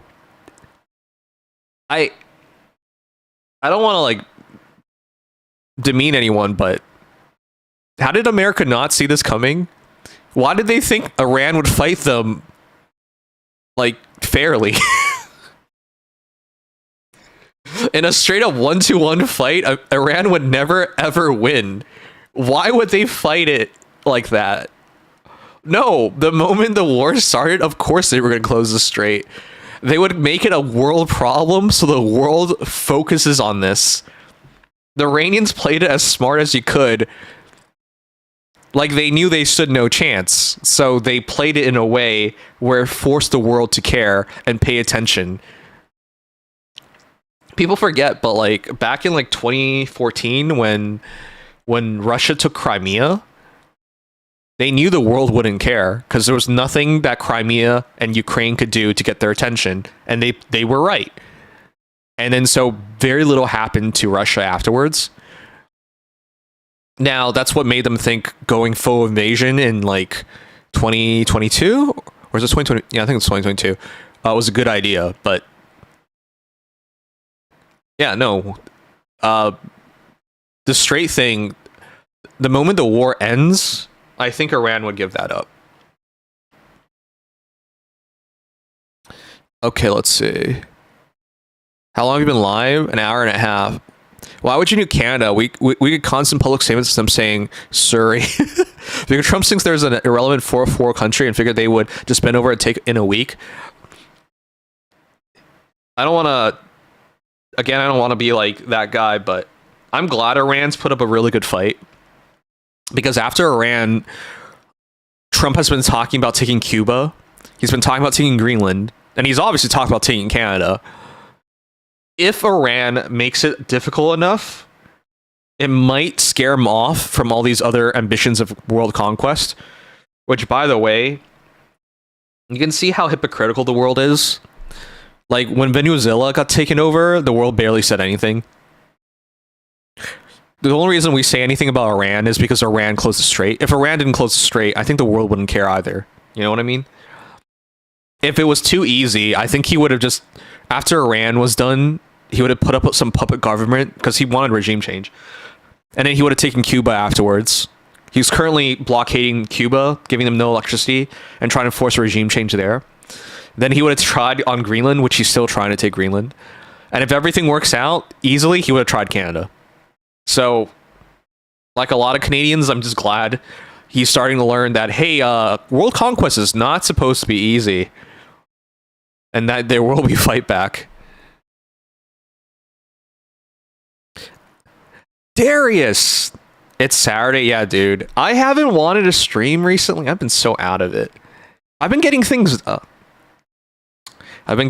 done. So, can I tell you guys a quick story? Real quick. My parents are crazy. My parents... I was going to stream on Thursday, and I had to deal with my crazy parents, and then I decided not to stream, because I didn't have the energy within me to do it.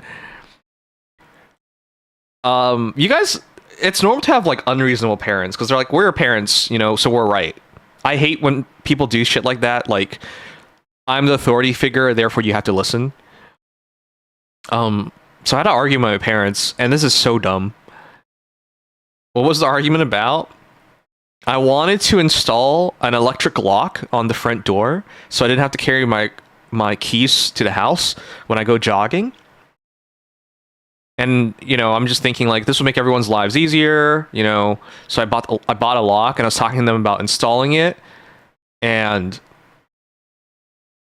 it should be an easy conversation, right? Hey, by the way, does anyone have an electric lock in their house? It's a keypad, you write in the number, and it opens the lock. So you don't have to carry your keys. In certain countries, it's normal. If you're in Asia, everyone has electric locks. That's just the way it is. No? Okay. Maybe it's more common in Asia then. My father does, but I don't. Nope. Oh, too poor? They're not too expensive. It sounds hackable. Okay. So, why are my parents against it? They think it can get hacked. Even though it's a reputable brand, it's from Anchor. You guys know who Anchor is, right? I'll show you guys real quick.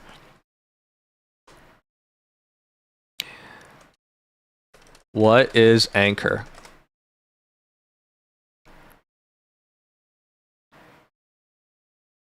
What? Let's try that again. Try again. So it's a reputable brand because Anchor, global electronics company best known for being the world's leading brand in mobile charging technology. They have been around since 2011. I've used their products for a long time. So I use them for Eufy. Eufy is their smart home and security. So it's not... I thought my parents would be fine with it because we have the Eufy door camera. So whenever you ring our doorbell, there's a camera that records it. Anyway, smart home and security. I use them for Soundcore. So my headset, my speakers, they're a good brand, is what I'm trying to say. I use them for a lot of things. And before everything, I use their chargers too. So they're a really... I'll just write this. Are they a reputable brand? Reputable brand. So I got a smart lock. And normally I would think it'd be a very easy conversation. Thank you to follow, Juan Moa. Thank you. I would think it's a easy conversation because, you've already used the product and you've seen these things, Okay. So what's the problem? They don't want to do it because they think it can get hacked, one. And then my dad starts spouting absolutely insane shit. He said... So my parents think someone's going to put a camera in a tree or something and record us writing the number into the number pad to unlock the house door.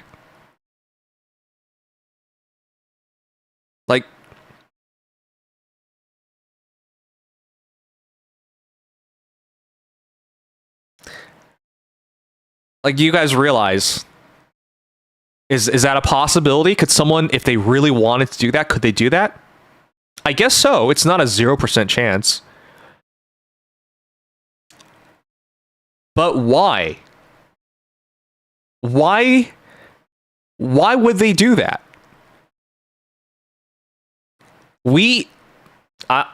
I'll show you guys what city I live in. What is Oakville's crime rate? We don't even have porch pirates.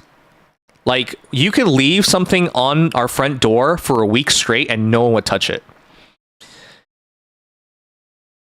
All right. As you can see, Oakville and the surrounding Halton area sits at less than half the provincial and national crime averages. What I'm trying to say is we're in one of the safest cities in Canada. It is incredibly rare for anything to happen here.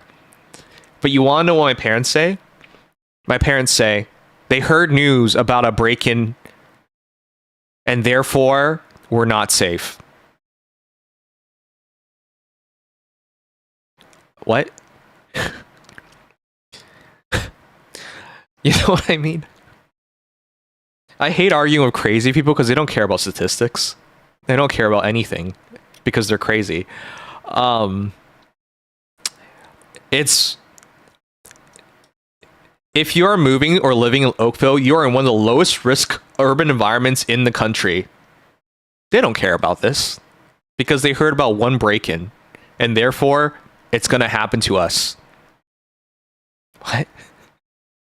It's so frustrating, man. It's so frustrating trying this isn't the only thing. I'll talk about other things after this, but like anyways, we're in one of the safest cities, but they don't care. They rather believe someone's gonna climb a tree, put a camera there, record us opening the door, and then break in, than believe the more rational thing, which is we're a middle-income family. Why would someone go through all that trouble to break into a middle-income family's house and rob us? Why would they do all that? I think everyone knows the answer. They wouldn't do that. Like, whatever. Okay. And then my dad started spouting nonsense about how he got a taxi one day. An Uber one day, and it dropped him off at the house, and the Uber driver stayed in the driveway while he was entering, and he was really scared because he thought the Uber driver was scoping out the house to break in.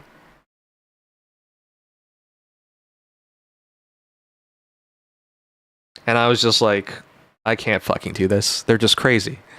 For those who don't know, when an Uber driver finishes their route, they usually pause there because they gotta that they finished their route. They're inputting things and they're looking for their next customer. They're not sitting there to see if they can break into your house. But he doesn't care because he's crazy. Anyways, so I asked my mom, okay, fine. If you believe these are cases where people broke into the house, can you show me a news article on this? And she said, yes, I saw a news article. So I said, okay, show me which news article, what's the case number for it? And then she showed me a case number of, this is not the same thing, but to them, everything's the same. Trail camera used to scope a house for break-in. She brought this one up, but I think everyone knows this is not the same thing. If somebody put a trail camera up to scope out your house, to break into your house, they're trying to find out when you're at the house and when you're not at your house, so they can break into your house. No friggin' lock is going to stop them, whether it's an electric lock or not. But in their mind, because they read about someone using a trail camera to scope out a house, therefore they can use the trail camera to watch us enter in the password to enter the house. I spent like half an hour trying to like tell them there's no danger of using a keypad And then they gave me all this fucking retarded reasoning. And after that, I was so exasperated, I didn't stream yesterday. I was just like, man, it's hard, man. It's hard having parents that are crazy. And the thing is, it's not just my parents. I think you guys know people like this, right? Where, God forbid, one thing goes wrong ever, and then they think it'll happen to everybody. I don't want to tell my parents that, like, you know, when it rains, lightning can strike and hit a person, because there are many documented times in history where lightning has hit a person, which means if it rains, you will die. I don't want to say shit like that to them because they might actually believe it, and now they think it's dangerous to go outside when it's raining. But it might as well be the same rate of this stuff happening because it's that unlikely. But they don't care.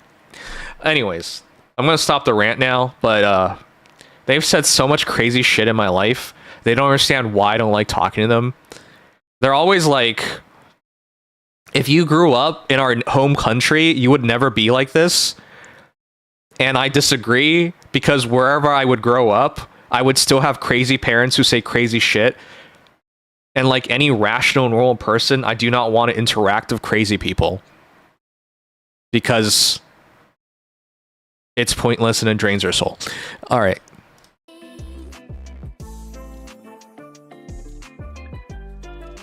So, older people fear break-ins and criminal activity like they live in the crime-ridden slums. Yep, Lightning, yep. Saying this is a universal thing for older generations. Yeah, they're just scared of everything. So we can't run a smart lock because it'll get hacked, people will scope it out. Oh, whatever, man. As long as I can't give them 0% on this, they think it'll happen, so. Last time I checked, you statistically have a better chance of winning the lottery than getting struck by lightning? Yeah. You're right. But my point is, like, they believe in things, even if it has a near 0% chance, they believe in it. You know how many parents, including my own, won't let their kids trick or treat because they think someone will put drugs in candy? Lightning. That's the story of my life, dude. That's the story of my life. When I was a kid, I used to be a wrestler. So I trained for like a year plus, and we were going to the national championships, right? The wrestling team was going to the national championships, my school. I was so happy, and the teachers were like, the trainers and coaches were so happy for me and us. And here's the thing, it was in Nova Scotia, so we were gonna have to travel there. Imagine you're like a middle school kid and you're about to go to, like, you're about to go a week with your teammates to compete. It's like a memory for your life, right? You work so hard for it. What did my parents say? They said, you're going to get hurt and you'll be so far away, so you can't go.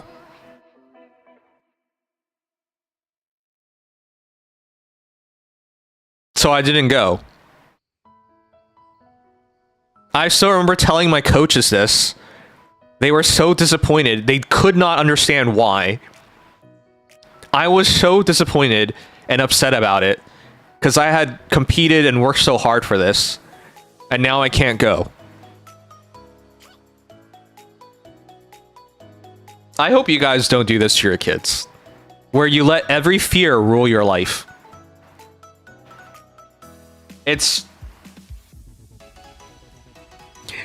I'll get off of the subject. It's too dreary, but they've been doing this to me my entire life, and they never understood why we don't have a good relationship.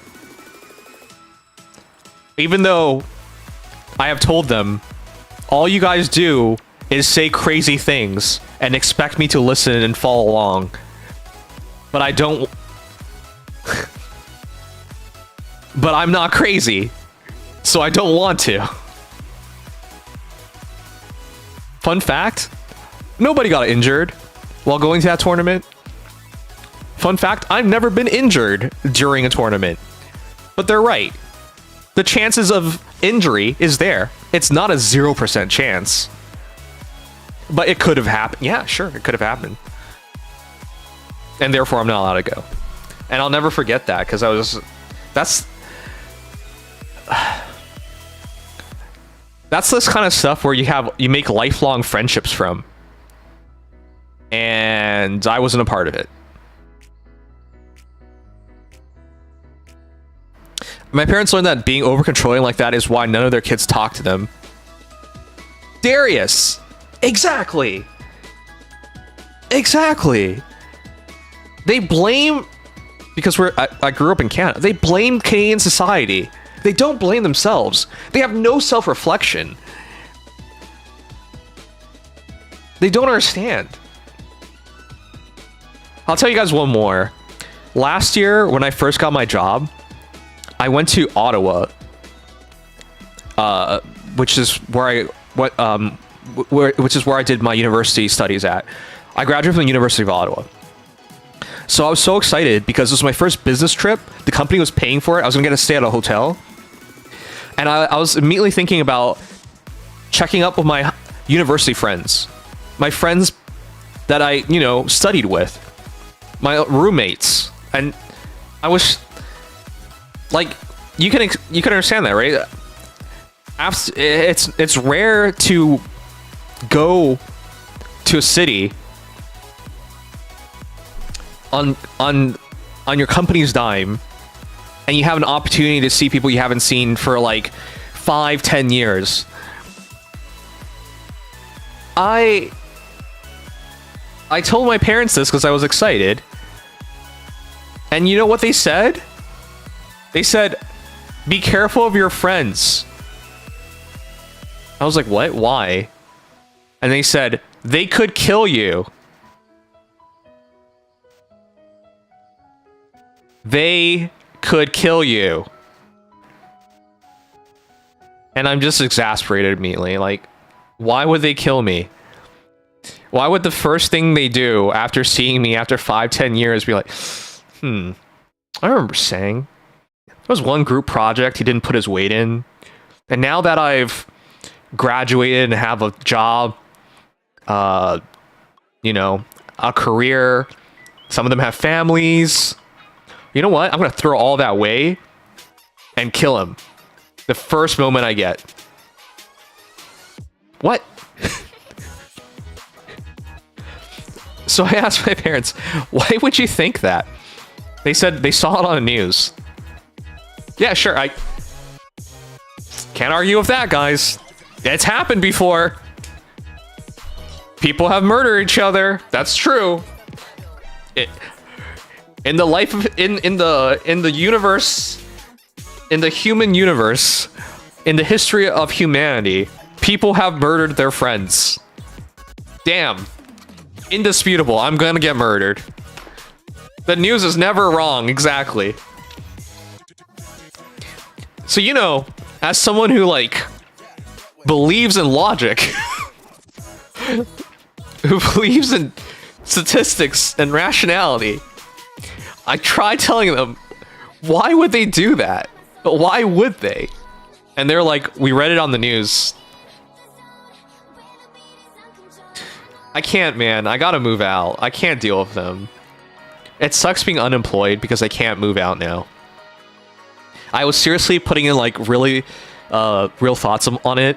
I was keeping a track of the housing market and seeing if I can buy an apartment, or at least put a down payment on and buy an apartment so I can move away from this madness. I can't, man. I can't. They're insane. I hope none of you guys grow up to be when you're old. I hope none of you guys deal with shit, do this stuff to other people. Please don't. I know the world is a scary place, but there's a difference between a 0.001% chance of something happening and your mind believing it will happen. What is the point of living if you're just gonna be scared of everything? What is the point of anything if all you do is think about what can go wrong? It's so depressing dealing with them. I don't know, your parents might be right on this one. You seem like the type to get murdered. Thanks, bro.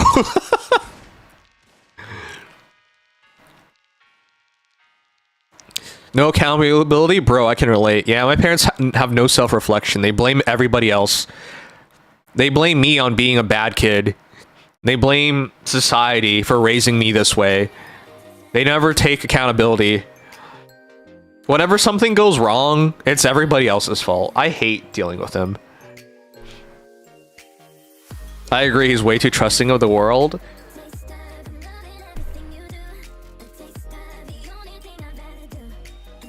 I mean, I don't doubt some of you guys are this way too. I know the world is a scary place. But how are you gonna live like this? I don't understand. Life is too short to be scared of everything. Did you know, like, if you really want to like talk crazy, here's talking crazy. Has a meteor ever hit a town?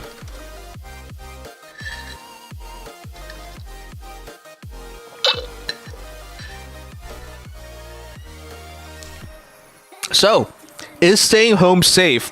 The answer is no. The Chelyabinsk airburst. I've brought this up many times because it's my favorite argument against crazy people.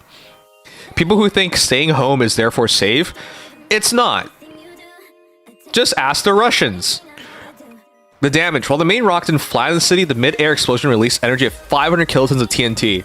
It blew out windows, collapsed roofs, and damaged over 7,200 buildings across 6 cities. 1,500 people were injured. Okay, so staying home is not 100% safe because, as mentioned, it could happen. It has happened other times before, but it hasn't been nearly as damaging. But I just want to point out, you cannot just say, stay home, you'll be safe, because that wasn't true.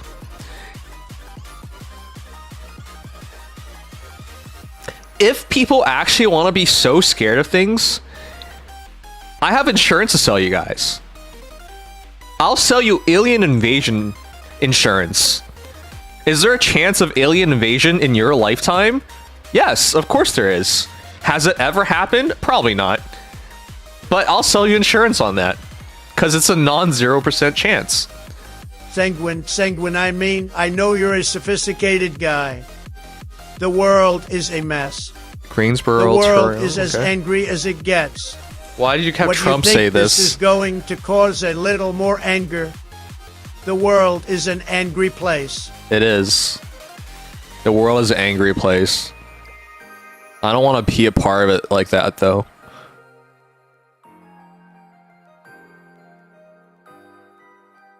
That's a Trump quote. You gotta thank Trump for fear-mongering. That's one of the reasons he's president. He fear-mongered enough that people believed him. The Greensboro, Kansas tornado of May 4, 2000 was one of the most significant historic weather events in modern history. Dude, I cannot live... I say all these things, but I would never live in a country or area where natural disasters are a common occurrence. I know some places in the world, it's just normal. Every year, you could have a tornado show up. And while statistically the chance of it going wrong is low, I wouldn't want to do that. So, I'm not going to say I'm like... I'm not going to say, like, I don't have a fear of anything, because that's not true. So, 9:45 p.m. on Friday night, a massive wedge tornado rode directly in Greensboro, a small town of 1,300 people. And then, roughly an hour of ground with peak winds clocked at 205 miles per hour, destroyed, severely damaged 95% of the town, completely wiping out over 1,400 businesses and homes, the high school and hospital, and even crumbling the town's massive steel water tower. That's insane. Luckily, only 11 people lost their lives. Yeah. Yeah.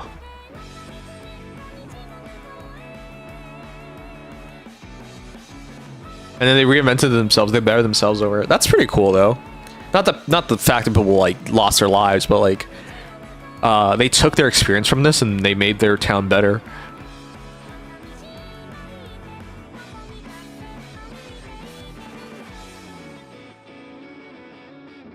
Remember that hitchhiking robot? What's the hitchhiking robot? I got my mortgage back in 2013 knowing that there was a risk, but I needed to get out of my dad's place. I still have my house somehow. Darius, I'm happy for you. That's why I want to make the streaming thing work. I need to leave. I don't think I'll ever speak to my parents again after I leave, though. Do you guys have a good relationship with your parents? I'm gonna tell you right now, even during university, I never wanted to speak to them. I never sought out advice from them. I never... Yeah. There was like no reason for me, ever. Nope. Cause I don't think it's possible to have a conversation with my parents without them saying something crazy. And I just have to like acknowledge, in their minds, they should be able to say whatever they want, no matter how crazy it is. And if it's wrong, then I don't listen to them. Not understanding, they do this, they've done this so many times, I just don't listen anymore.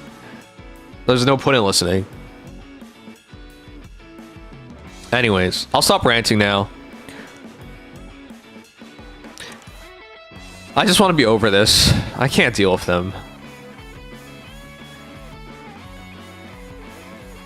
My parents... Okay, one last thing. My parents have been sending me...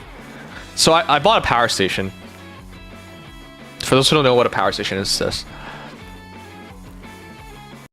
is a power station. Why did I buy a power station? So remember how I said I wanted to move out? And one of the ways I was going to move out, I was going to buy a van and convert it to a house, a small house. And so you need a way to have energy and electricity, right? To power your electronics. So you get a power station. So that's what I did. I bought a power station. I bought the one on the top left. I bought the generation after that one. The top left one. I bought the next generation of that. You know what my parents have been sending me ever since? They send me, whenever they hear about a battery blowing up, they send me a news article about a battery blowing up. They don't know what battery is in my power station, because to them, all batteries are the same, even though they're not. They don't care about the brand I'm using, even though they have no, that's never happened before, but they don't care. In their minds, it's going to blow up and blow up this house. So it's hard to argue with that, you know? Yeah. So I bought a power station because I wanted to get some experience with like solar energy. So if I ever do pursue the van life thing, oh yeah, van life is actually pretty cool. If you can't afford to buy a house, van life is not bad. Like people have been making so many videos about van life because buying a house is very difficult in this day and age. You can see I've been looking into videos about these. Buying a house is very difficult in this day and age, but buying a van is still not that expensive. A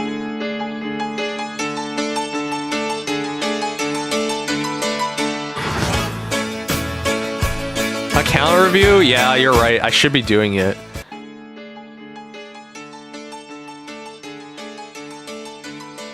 I was gonna do it today, but honestly, I'm so out of it, dude. I'm sorry. I keep putting it off, even though I should be getting to regularly making content because it's now my job. But I've been so moody lately dealing with my parents. But look at this. It's not bad. Here are a few reasons why we chose the Mercedes Sprinter long wheelbase high roof again for our van build number 2. The long wheelbase and high roof. I want to do this someday. The space we need for a functional and comfortable build. It is tall enough to stand up inside and long enough to fit everything we need, like a bathroom, bed, kitchen, tons of storage, you name it. The interior walls are straighter than you can just do this yourself. Insulation, paneling, and furniture installation a lot easier. Mercedes Sprinters have a reputation for long-lasting performance and reliability, especially in high kilometer situations. generations. In Australia, all ambulances and Australia Post vans are sprinters for this exact The moment reason. They also my have parents powerful engines stopped trying to force me to be that can religious, handle heavy loads. my relationship's true by 10,000%. Here are a few reasons why we chose the Your parents actually understood you well enough to do that. That's great of them. I'm happy for you. I'm genuinely am. But can we get this out of the way? I need to know. I'm not trying to call out anyone in here. I'm not. But Americans should know they're pretty crazy when it comes to religion. I need to know right now, who believes in evolution? Who believes in evolution? This is a meme for everybody in the world when it comes to America, because we all know Americans, if you're American, the majority don't believe in evolution. It's fucking wild. Okay. What percentage? I'll show you. I'm not making this statistic up. If you're not American, you probably don't know this because it might just seem normal to you guys. What percentage of Americans believe in evolution? It's the majority, man. Here, I'll show you. Depending on the question asked, the percentage who believe in evolution ranges from 58% to 80%. So here's the breakdown. This is why this number is not completely correct. Oh. Theistic evolution. The largest group of Americans believe that humans evolved over time, but that the process was guided or allowed by God or a higher power. What? And then secular evolution. This is the truly crazy group. 1 in 3 Americans. This group believes that humans evolved strictly due to natural processes like natural selection, and that God played in. Sorry, my bad. I got it confused. This is the truly rational Americans. 1 in 3 is truly rational. My bad. I got it mixed up with this. And then 17% completely reject evolution. So you see my point here, right? Roughly half of America, they believe well, I don't want to call it out, but it's wild. I just okay. So it breaks it up to this. Strict creationism. God created humans in their present form within the last 10,000 years, 37%. Theistic evolution. Humans evolved over millions of years, but God guided the process, 34%. And secular evolution. Humans evolved over millions of years, and God has no part of it, 24%. So it's the minority, which I'm not even sure why people believe that, but let's run that question again. You guys believe in religion to like the utmost. So what percentage of Canadians? Well, let's contrast this. Nearly 2/3 of Canadians accept the scientific consensus on evolution, which is secular evolution. Strict creationism. So this is the part. 1/5 believe that God created human beings in the present within the last 1,000 years. So 18% to 23%, whereas for America it's wildly high. Yeah. It's in a 30-ish% for you guys. Unsure. A small chunk of the population remains undecided or indifferent. So it's really interesting when you contrast it. But that's how you see like the difference of the importance of religion in countries. Strict creationism has consistently covered between 35 to 40% in the United States. It drops to roughly half that rate in Canada. Canadians are far less likely to interpret religious texts regarding creation literally. Yeah, it's wild. It's such a difference. Evolution.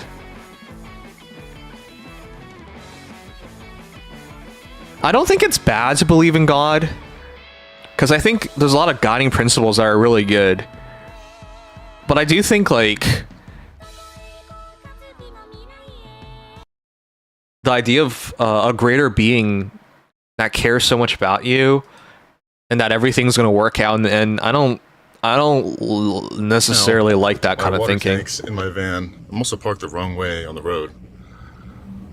Anyways, this is what I want to do one day. Didn't really realize that. But before we go do anything else,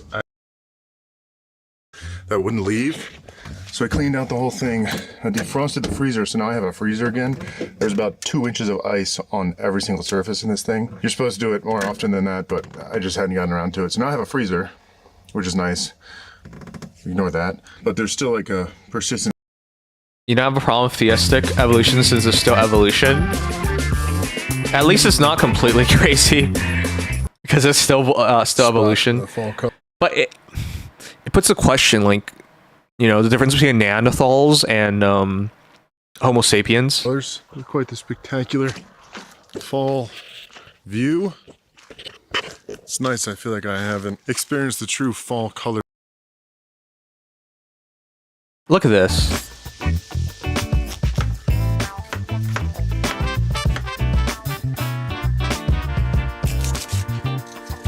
Ew, garlic.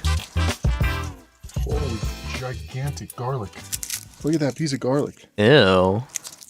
Gigantic. The recipe calls for 3 cloves of garlic, but I think 1 massive. Yeah, going anywhere you want, living anywhere you want is pretty cool.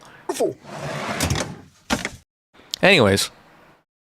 Do you not like garlic? No. It stings. Road bumming? Would you live stream it? Yeah. Science isn't based on belief. There you go, Jasper. You get it. But honestly, believe in whatever you want. I'm not gonna tell you what to believe in. I don't believe in that either. Sorry, I don't believe in telling people what to believe in. Life is difficult enough. Sometimes it's better to believe in nonsense or things that you can't prove if it helps you get through. You know what I mean? You don't have to understand everything you do. Or why everything works the way it does. So sometimes it's just better to believe in things like a greater being or something. Though with me,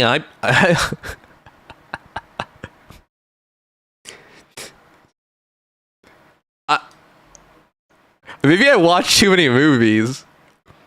Do you guys believe in God? Real quick. I believe in a higher being, but not as in like a divine being. Like, I believe in friggin' aliens. Like, so, okay, so let's put this in. How old is humanity? Let's put it this way. A higher being. No. So Homo sapiens are 300,000 years old, right? That's what we are. We're Homo sapiens. How old is the universe?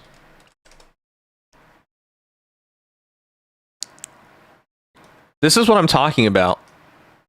So I don't believe in God as in like a divine being. I believe in God as in God is an alien. Or what we interpret as God throughout humanity are aliens. Like, I don't think people were wrong about something like Jesus or various religious figures throughout humanity. Like, I don't doubt that there was somebody there, but I'm not necessarily sure they were human, because if you just do the math, it doesn't make any sense. So humanity peaks out at 300,000 years old. Homo genius, sorry, my mistake, 2.8 million years old. And in modern humanity, 50,000 years old, right? But the universe is 13.787 billion years old. Why couldn't there just be an alien race, and maybe they evolved just a million years earlier than we did, and then now they're going across the galaxy and checking out other species evolving themselves, going through evolution, you know? So I believe they're being like higher beings, but the best way to determine is like they're aliens. If you brought like a flashlight back 2,000 years, they're gonna think you have magic or a gun. There are literal movies on this. They'll think you're God just because you're doing things that they don't understand. You know what I mean? So the way I see it is, there probably is a higher being, or many higher beings. But they're probably not divine. They're probably just an alien who are from a much more advanced civilization. And they, yeah. But maybe I'm crazy. I don't know. That could also be true. But when you just look at the numbers, it's nearly impossible that there aren't other intelligent races that are just far more advanced than we are. Because we haven't been around that long.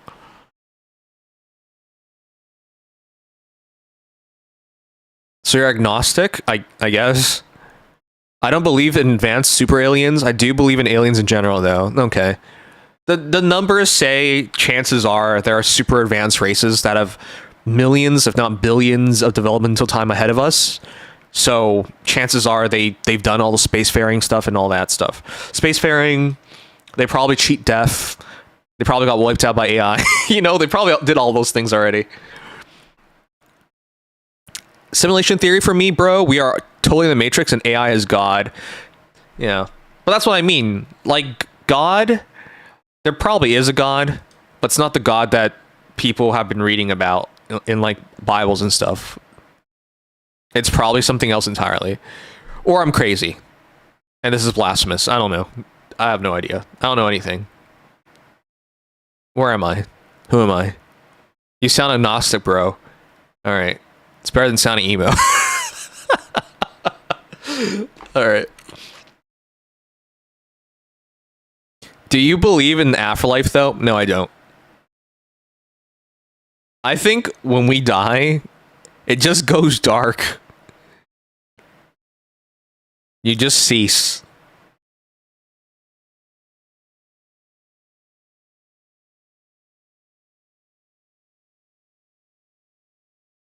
Alright. Let's check out something else. Oh shit! Do you guys know the Backrooms got a movie? I actually want to check this out because I actually like the Backrooms. Look up agnostic. When I say the Backrooms movie was one of the most stressful movies. Okay, you're right. I should look it up because it's. I've been called an agnostic before.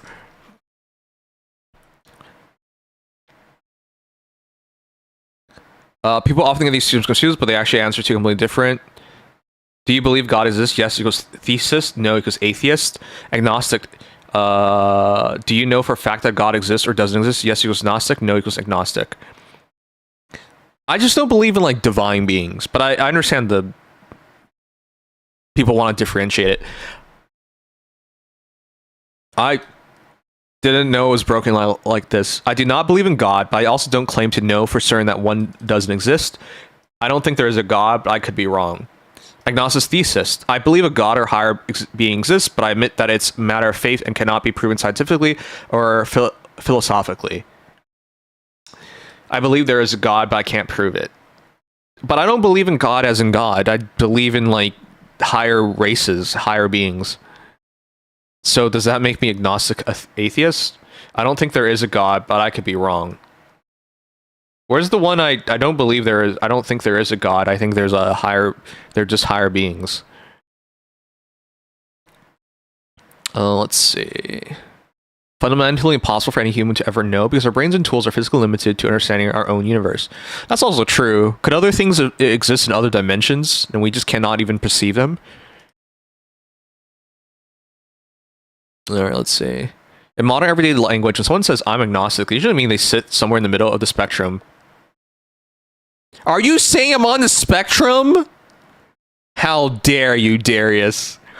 They don't actively practice religion, but they aren't willing to rule out the possibility of a spiritual reality or a creator either. It is a position rooted in intellectual humility, comfortable saying, I don't know. Yeah, I'm comfortable in saying I don't know. I think smart people should know when they don't know. It's the dumb people that think they know when they don't know. That's why I keep saying I don't know. In fact, I don't know anything. Anyways, this guy said I'm on the spectrum. How dare you? movie theater experiences of the entire year, but was it a good film? Well, here are my full spoiler-free thoughts on the best and worst parts of the movie. If you're unaware, The Backrooms is a I'm not on the concept created spectrum. and popular. I'm not gonna ask this question. You guys are just gonna answer yes.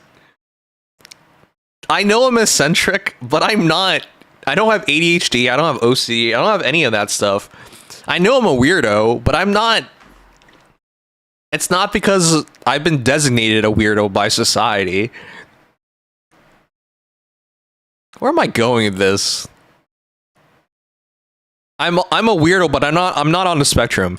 Popularized by the director Kane Parsons, who made a short film when he was 16 based on The Backrooms, kind of like a found footage short film, and now he directed The Backrooms feature film, being only 20 years old. So him being younger than me does not make me feel great about my own life choices. And like I said at the beginning, this is an incredibly anxiety-inducing and stressful experience. Like, I have a pretty high horror tolerance, honestly. It's not my favorite genre by any means. I'm not a big horror movie head or anything, but this one was getting under my skin for a You guys lot of remember months. years I mean, back he we were really is watching following the backroom stuff? He runs a furniture store named Clark. He's going through a low point in his life. His Isaac, thank you for marriage and following. Sorry everything's for not falling seeing apart. it. He feels very lonely, and he just stumbles upon the back rooms and starts exploring this area. And like, the first times you're walking through the back rooms are incredibly creepy. It really just captures that like claustrophobic. Oh shit! Guys, now that I'm unemployed, I was thinking about going to a movie theater. Let me look it up. I don't want to dox myself. Do you guys remember movie hopping? Surely you guys had social lives. Please tell me you've had social lives. Okay, so what's the movie theater called again? Cineplex. It's called Cineplex. Is it also called Cineplex in America? So, as a kid, do you guys remember as a kid, you would buy one movie theater ticket, you would go in, you would watch the movie, and then afterwards, you would go to another movie, and then you would watch that movie, and then afterwards, if you still had a movie you wanted to watch, you would jump over to another movie. In high school, I remember after summer school ended, I went with a friend, we watched like 3 movies that day. We watched the Pacific Rim movie, that's right. And then we watched a bit of the Kick-Ass ending, and then we watched a bit of Two Guns, and I think we watched one more movie, I just forgot which. Oh, there was Superbad running at the same time. I remember that day very, very well. So now that I'm unemployed, I have the opportunity to go movie hopping. But here's the problem. I don't see shit. Like, yes, I want to watch the Backrooms, but that's it. Are there just no good movies remaining? I remember as a kid, I would always be interested in various movies and various genres, but nowadays I look at this stuff and I'm not interested in anything. I'm pretty sure The Mandalorian and Grogu is going to be good, but I didn't watch a TV series, so I have zero attachment to any of the characters. So I don't think I can start there. I think it would be a bad experience. It probably would still be a pretty good movie. I'm interested in the Backrooms because as a kid, well, as an adult, sorry. As an adult, I remember, because I worked in an office environment, the Backrooms happening is like a very creepy thing that you can believe in. I love World War II and I love historical movies, but I'm not sure if this one catches my eye at all. The Breadwinner, I have no idea what it is. It looks like a comedy, not really interested. Obsession is a horror movie, but I don't know what's so good about this one. Toy Story 5, I am behind by 4 movies, so no thanks. Scary Movie has not been scary or funny in so long. Masters of the Universe, I did like He-Man as a kid, but I'm not sure I want to watch it as an adult. Anyways, what I'm trying to say is, I'm thinking of like hopping between movies, but I literally don't see anything I'm like really interested in. Yeah, I don't know. I think you're just old, man. Thanks, bro. Wow, bitch.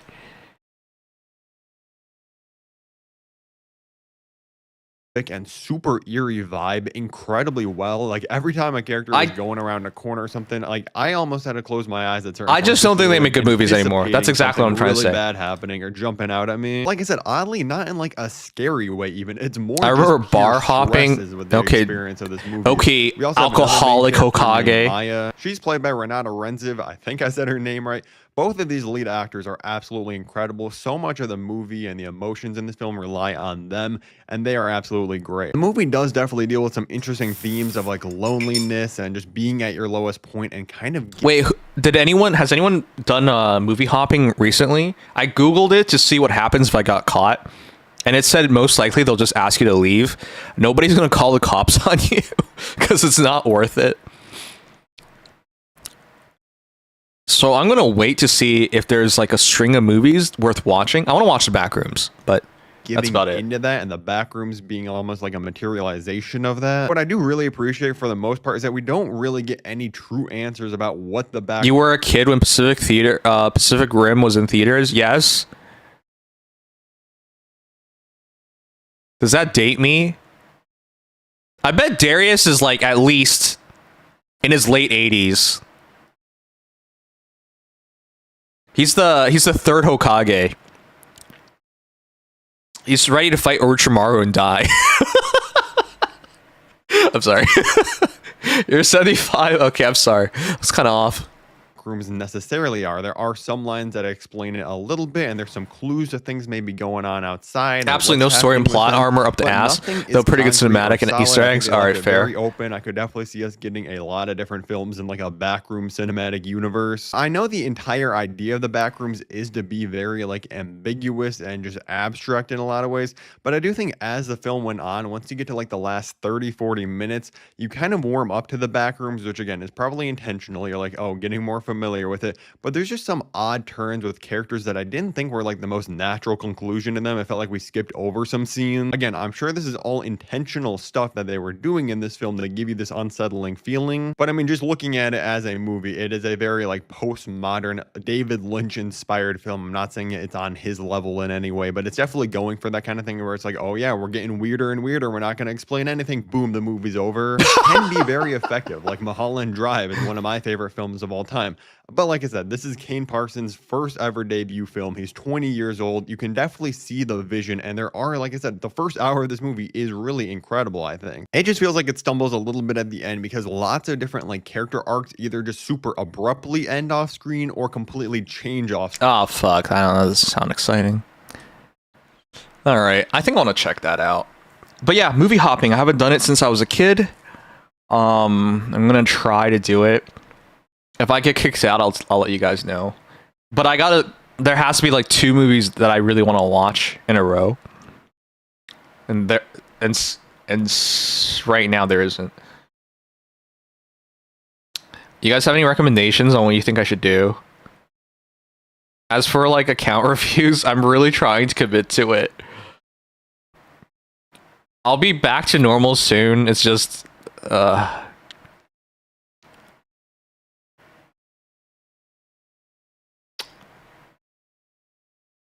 parents are really difficult to deal with.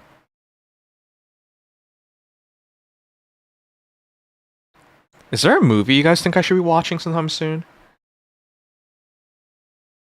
Pay for the movies, you criminal. I'm unemployed. I have no criminal background. I am ready to get arrested. You guys remember this movie?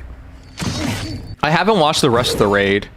So, you meet up with your friends to watch this Southeast Asian movie that someone recommended, saying it was a one-of-a-kind experience. You start watching, and at first, you're kinda surprised. It looks a bit cheaper than what you're used to, and you don't really get what all the hype is about. And then, this happens. This was so good.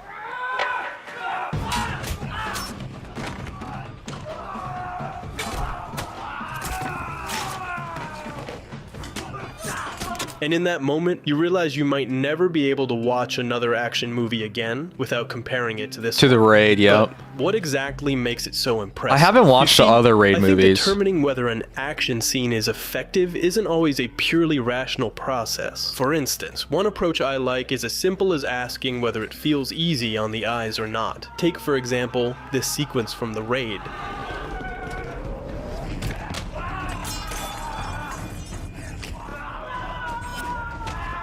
In this scene, Evans establishes the spatial context in the initial shot.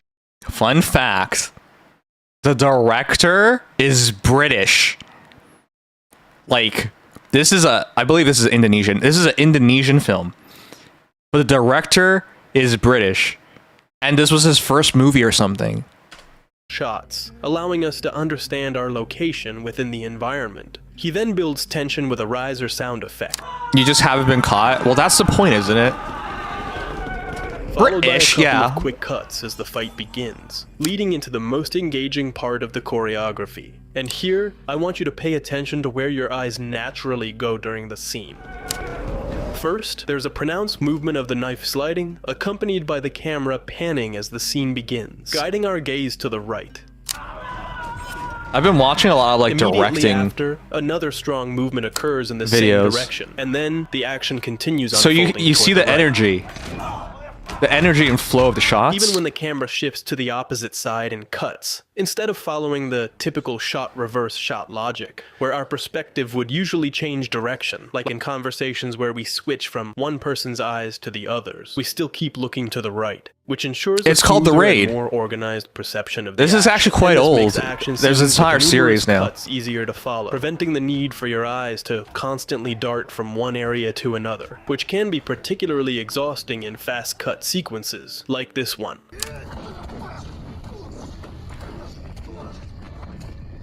I really don't like how they do action films in the West because... And I'm using this example because it literally has the same actor. So you can see that it doesn't matter if the actor knows how to fight if the director doesn't know how to capture it. And in this example of how the average viewer's eyes move while watching the... If we're talking about action movies, there's another one called Monkey Man, which has incredible action. Action movies, ever since John Wick, has really gone up in terms of standards because it's not about a bunch of sloppy fast cuts. They're actually showing off the action. These two scenes, you can compare why one is easy to follow, while the other just feels like visual noise. Yeah. And that's just one of the many You want to show off the fight, and a lot of people don't show off the things that fight. make the Raid's action far superior to your typical fight. Look at this. I hate shit like this. What is even going on? I don't know. And since I already talked about what I think is the most influential Hollywood action movie... Oh, fun fact, the actors on the right and left were in The Raid. Both of these guys were in The Raid. ...of the last 10 years. Today I want to talk about the one that takes that title See? There he is. It's the same actor from The Raid in the John Wick on a movie. global scale. And how I still have like 2 more movies from John Wick it's to proof watch. that in film history, some of the biggest breakthroughs often happen by accident. Because this is at its core, a movie that wasn't even supposed to exist. That's why today I want to focus on how Gareth Evans, with 340 times less budget than the last Fast and Furious, meaning just $1 million, made a film that changed action cinema forever, and what it is that makes its action scenes so unique. You see, the other day, I was talking about how Chad Stahelski, the guy behind John Wick, has been one of the biggest names in action over the last decade. And yeah, no question about it. But it's also kinda unfair to overlook someone else who's just as big in action over the last 10 years. You've never seen John Wick? And as follow-up to that video where I talk about Monkey action Man. cinema, I think it's worth diving into. The one on the This left is time, Monkey though, Man. I'm not as interested in breaking down every action scene, but what I'm more interested in is the process behind how Evans developed his approach to shooting action. Because unlike Isn't that wild? A white guy's directing this in a South Asian country. Chad, he wasn't familiar with martial arts, or even the genre, at all. Which makes the whole situation even crazier. Because how does a 30-year-old British guy with no real connection to the Indonesian film industry... See, seriously, how did he get this job? It's so wild. End up making an action movie in Indonesia with a mostly local crew on a budget of just $1 million and somehow create one of the most important action films of the 21st century. It's so good. Well, I'm not the What wins, guys? Knife or gun in close range? Every dumbass ever tells you knife wins. No, it doesn't. first person to wonder about that. You're a Welsh-born filmmaker making really cool Indonesian action films.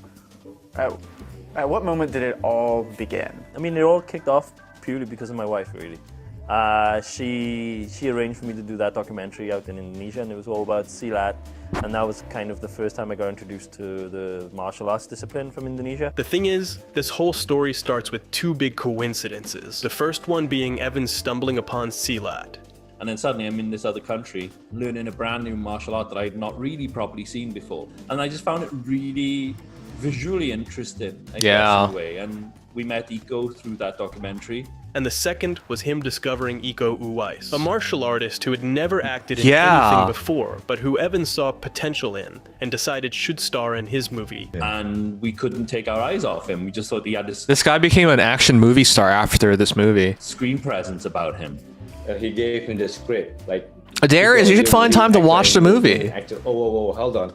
And who, without realizing it, was taking his first steps toward becoming an action movie star. But the truth is, like any success story, from the outside, it seems like this unstoppable rise. Though in reality, the journey was actually a bit more complicated. For one, The Raid wasn't the first movie Iko and Evans made together. Before that, there was Marantau, a way less known film that got a little buzz at some festivals, but mostly went under the radar. And if you watch even just a few scenes, you'll notice it feels pretty different from The Raid.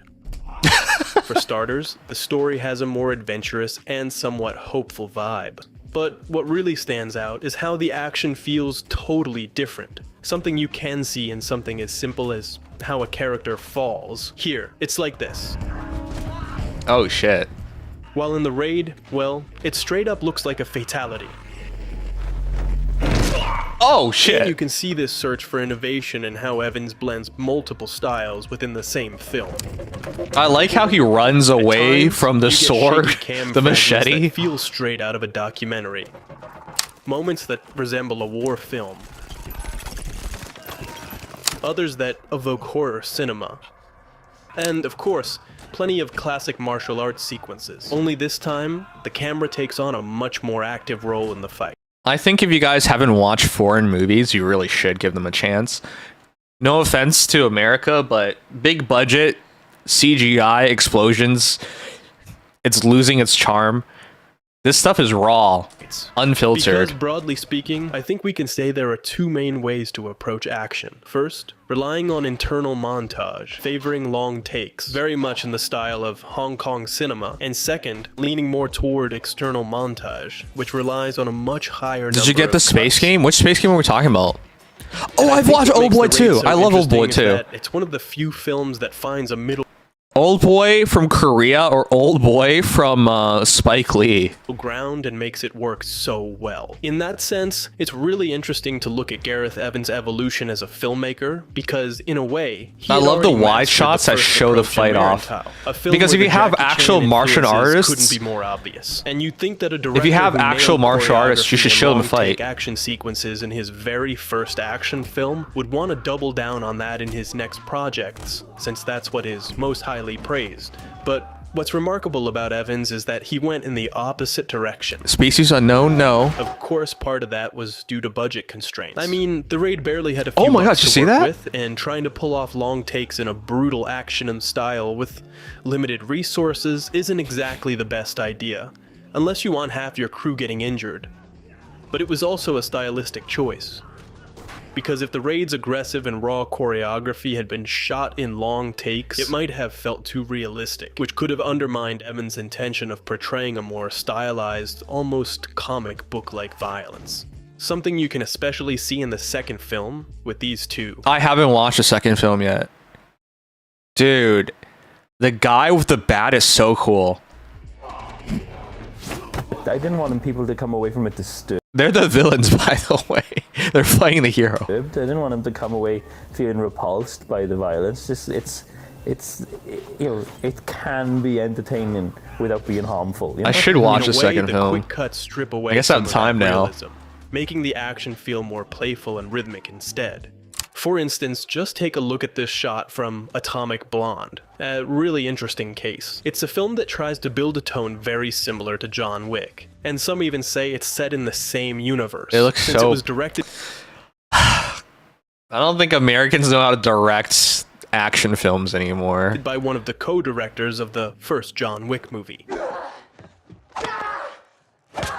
It's just not the same, Everything man. about it is incredible, but there's still something that doesn't quite click for me. Exactly. Because the brutal choreography, This is actually better than what usually is, and still not good enough. rough handheld camera work, and naturalistic acting make it feel almost too real, which, to me, doesn't fully align with a movie that puts so much effort into crafting an artificial tone. What I mean by this is that long takes often communicate a more grounded, realistic feel. Yes. Which makes sense in cases like Daredevil, where the shot itself is a statement of intent meant to ground This the is one of the hero, best or in The Daredevil Revenant, scenes. where even the camera lens gets splashed with water to immerse us in that world. That said, of course, I think this there is are the French-Canadians alternatives, like fighting in The Oldboy, Revenant. where the action feels more theatrical. This Oh Boy scene is legendary. Or in Barry, where the camera pulls so far back that the violence It's so funny. Barry's a comedy, but they actually do their actions so well. starts to feel almost absurd. You guys want to see this Barry fight? It's actually pretty good. But here, it felt like an incredible scene. Sure, but from a completely different movie. And of course, Captain none of America these Brave New approaches World? were No. what Evans was aiming for in the raid. So the thing With so much is, good he had to examples go available, for a it's like they much could have more done it frenetic right. style Yeah, that's what I of it. mean. They Just have all this compare money, the but they don't scene do anything from right. Maritau, where you have an 11-second shot with 13 consecutive attacks.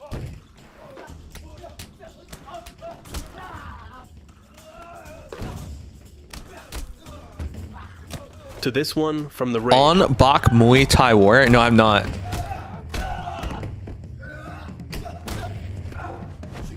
Where you also have 13 attacks, but spread across 12 different cuts. And yet, despite the rapid editing, it's still incredibly easy to follow, because all the movements flow toward the right, keeping our eyes locked in the same area of the frame. Usually, you don't want to cut a lot when you series have of really quick good... cuts to emphasize impacts. There's always a wider shot, especially when the characters move through the environment, helping to maintain a clear sense of space. Yeah. And those are the kinds of details that set Evans' approach apart from others like The shaky cam shows action, but where, like you can't honestly, follow I the fight don't at even all. think it's worth analyzing what went wrong. But ultimately, compared to Maritau, I think the biggest innovation lies in how Evans handles the camera itself. And I think many of these changes can be traced back to Garrett's approach to filmmaking, specifically his use of pre-visualization as a cornerstone of his process. We pre-design everything. For the first 3 months, it's just me, Iko, and Yayan. Yayan plays Mad Dog. And the three of us will kind of workshop together in one room. It's just us in an office space with a bunch of crash mats and then a handy cam. And so we'll design every single detail of the fights from beginning to end. It's fully choreographed. We shoot again using a handy cam, but this time we shoot the entire thing shot for shot. And we actually that's a very different process. In the final film, so we know every edit decision, we know every angle, we know every camera. That's right. You see, this is something that's widely used in action filmmaking, as well as in CGI-heavy movies. The problem is, and I would see a lot of them, and until John Wick, the fight previs was always better than the final products in whatever movie they'd done it for. and what sets Evans apart is that he actively participates in the choreography and thinks about editing rhythm as an extension of the fight choreography's rhythm. And in the end, that's what shapes the pacing of the entire scene. And for that, pre-visualization is essential, which is why Evans takes it to an almost obsessive level. And then once we sort of have that in place, then we use that as a template. So at the end of 3 months, we've got those video storyboards for every fight scene in the film. And so when we're in production, as we're shooting the real version, we just drop that in on the timeline. And then if anything goes wrong and one of the edits doesn't flow right, then we're already still on location.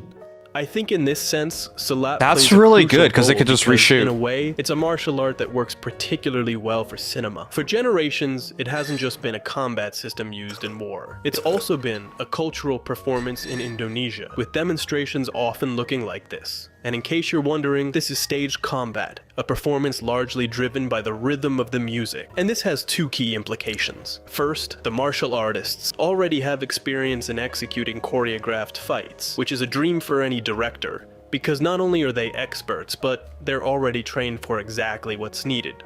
And second, Silat inherently carries a strong sense of rhythm, almost like a dance, which might explain the musicality of the raid's action sequences.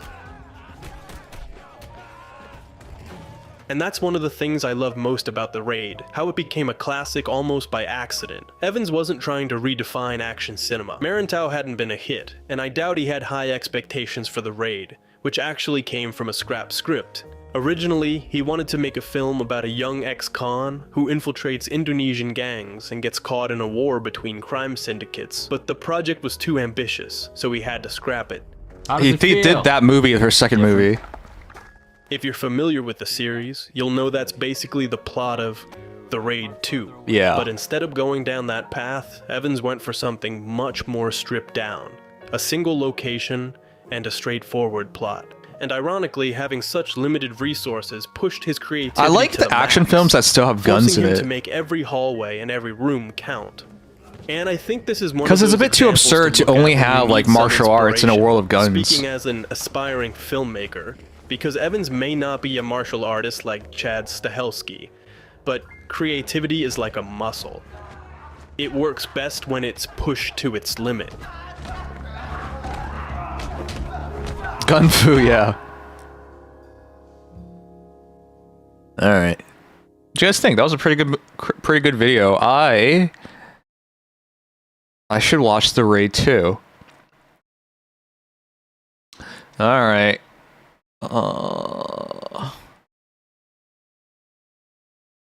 I can fix you. I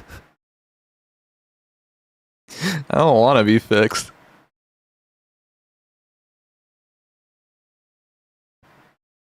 All right, let's start wrapping things up.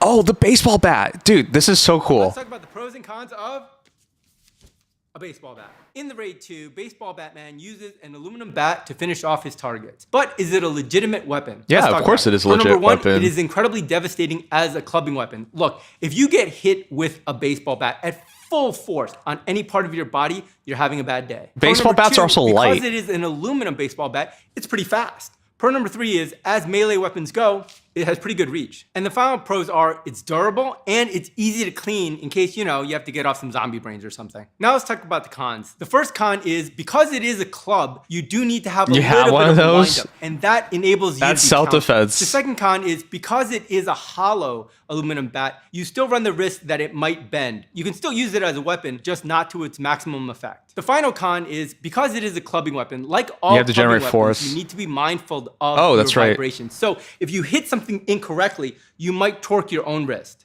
Let's talk about the pros and cons. Anyways, that's a really cool fight scene. There's like an expert bat flipper.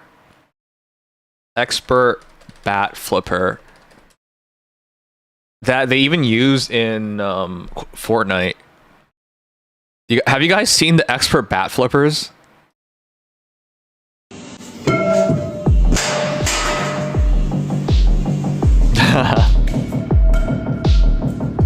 This guy's entire job is this. This is real.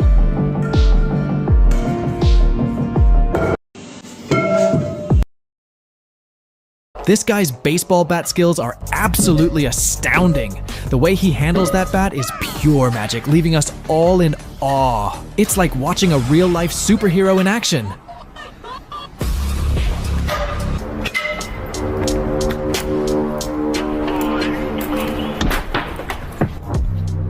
Would you be able to do that? This guy's baseball bat skills are Do they actually do this? Do actual baseball players do this? Maybe they do.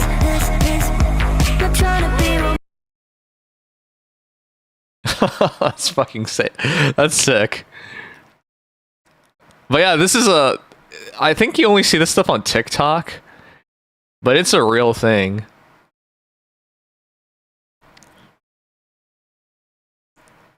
That guy's a land? You mean legend? I've got a freedom seed dispenser. Are you talking about having a gun? Found out that figure was a scam. Okay, okay, Koopy. How'd you find out? Alright guys, let's watch a short film before we call it a night. Tomorrow we go back to regular streaming stuff. I've been very out of it because of all things going on. Man. I promise this isn't what I want to do. I'll make an apology. I'll probably make an announcement on apologizing for being gone for so long. A lot of things have happened that I didn't necessarily want to happen. But, yeah, I think I have still been making progress, so I don't think I've been wasting my time. Let's watch a short film. You image searched it in Grok? What the hell? No offense, dude. Grok gets a lot of things wrong. Alright guys, let's check out the night shift. I love watching short films on YouTube.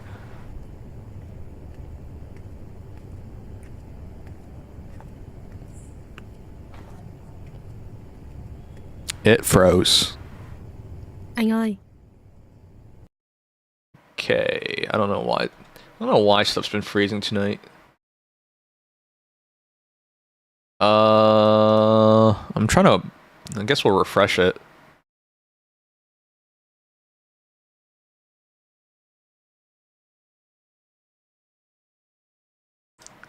It's a shame that there are so many talented people, but nobody ever gets to see their work.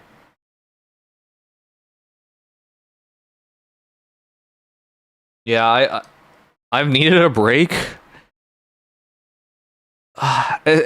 You know how there are like energy vampires in your life? People that just take away your energy? I need to do a better job of managing that.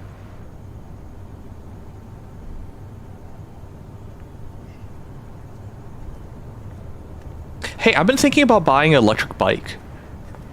I have a scooter, electric scooter, but a bike lets you go further. Even though I have a car. Anh ơi. Oh, it has subtitles already. Let me take that off. Đi ra chợ cá cũ hết bao nhiêu? 100. Ok đi.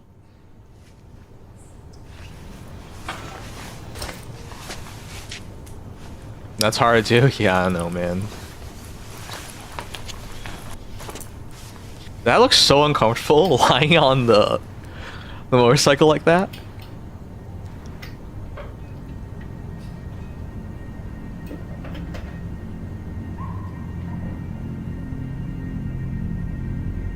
Safety first.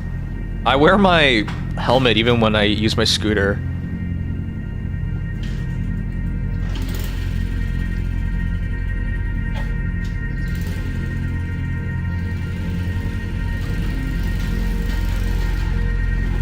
Motorcycles and vehicles like this are normal in Asia. Yeah, it's funny how in North America, people do have motorcycles, but it's a lot more rare. Whereas in Asia, you see them almost as often as cars, more often than cars. You have a rational fear of motorcycles? Wait, why? Just don't turn into a massive piece of shit when you start biking? That's impossible, Lightning. I'll start picking fights. Flipping people off. Speeding past cars. Not following traffic rules.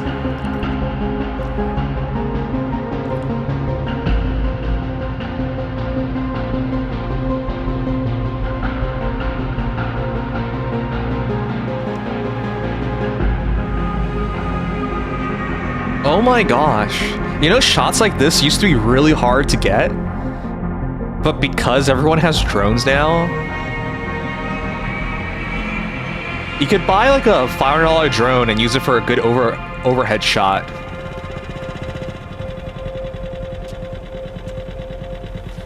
Oh shit. Okay, I'm sorry about that.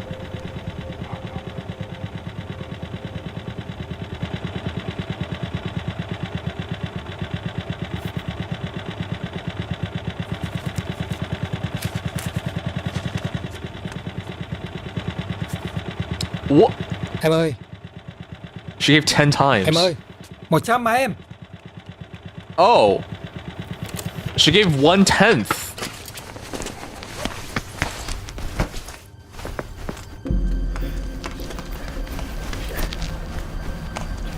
I don't know how much a VNK is. Gặp lại em sao? Kỳ vậy em. Did they set him up? Why?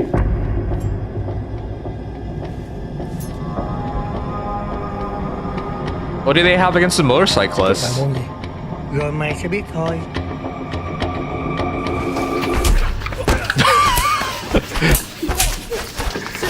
Man, that kick to the chest is vicious.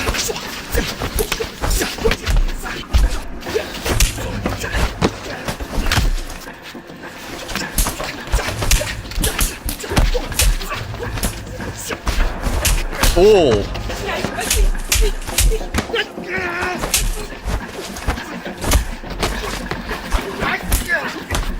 Oh, that's so much trouble he's in. Oh, the helmet! Safety first. Oh, the helmet!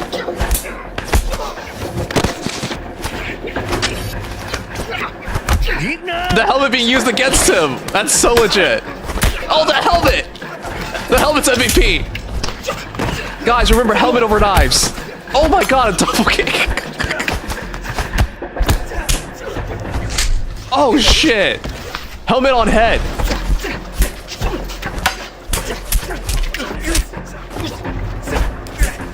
Ooh.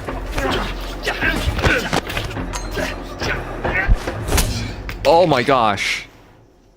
Helmet MVP. Hey, don't leave the MVP behind. Oh wait. Still not done with the fight. What? The helmet! Dude, get the helmet! Oh shit. You're gonna lose this fight because you don't have the helmet anymore.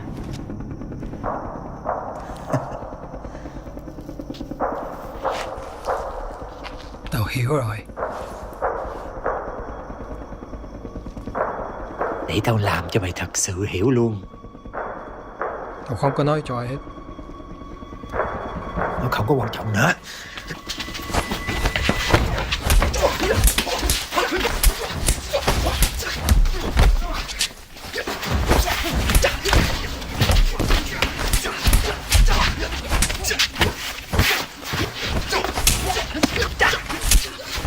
Oh shit.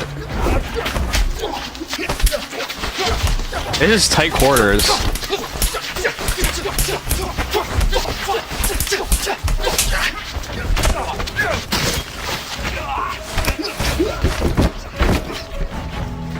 Oh, he's letting him up.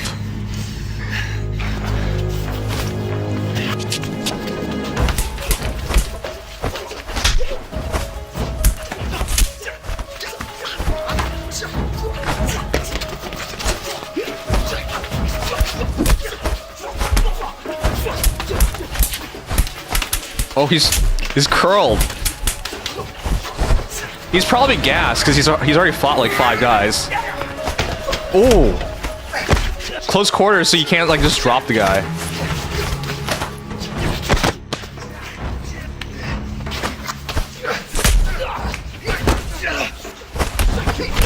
Oh, the rebound! The rebound! Okay, yeah, he's so gassed. Those are some wild swings. This is what you get for leaving the helmet behind.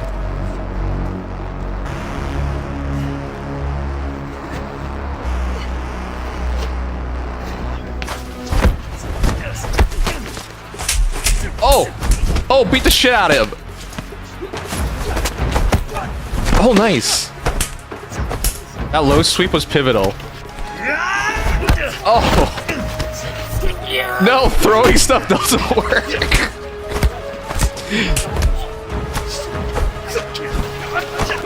Oh!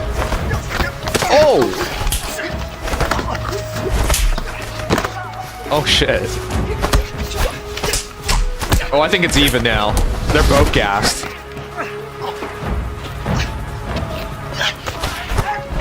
Oh, the comeback is real.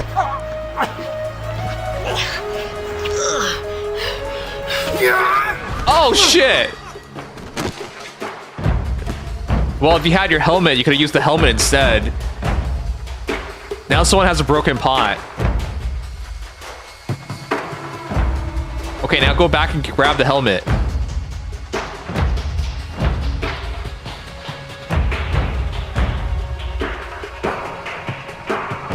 At least rob him. Dude, if you go into a life and death fight, you have to rob them. You have to. It's a matter of policy. If someone like tries to fight you to death, it's only right to rob them.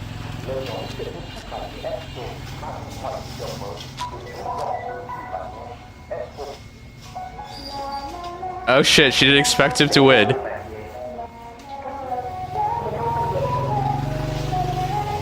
Is he gonna let it go? Rob her. She didn't take his bike, at least.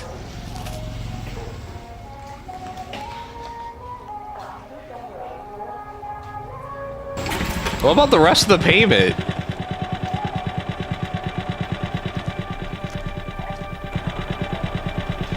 What about the helmet?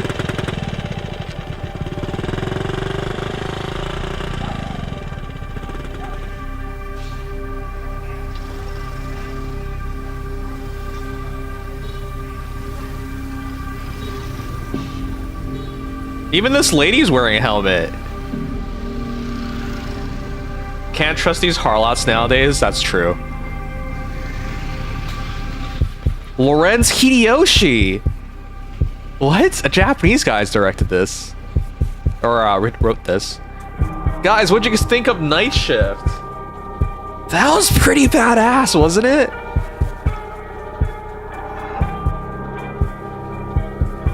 Lorenz Hideyoshi, Runway. Alright, I'm 10,000 likes, 411,000 views. May 21st, this is really new too. Shot between 2023, 2024 in Saigon, Vietnam. Oh, they involve reshoots too. That was awesome. This is why you should check out YouTube short films. They don't get enough exposure. This is a perfect ad for a bike helmet. Yeah, MVP helmet. Very tight action. Yeah, I appreciate the tight action. That was very well choreographed, very well shot. I once saw him fight 3 men in an alley with a helmet. A fucking helmet. That's a John Wick reference. Darius, you should watch John Wick. The main actor is so handsome, bro. Alright, that was awesome. I enjoyed that.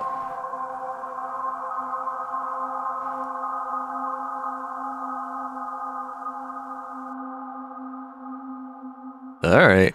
Do they have more? That was fun.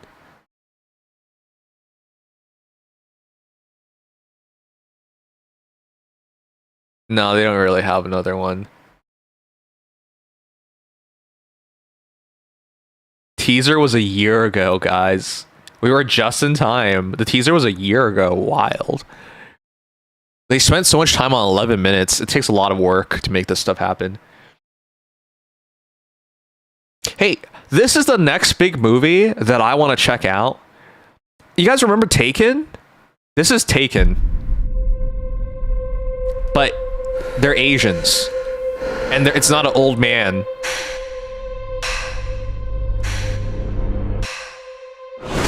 Liam Neeson is really cool and all, but he's also like 60 plus years old.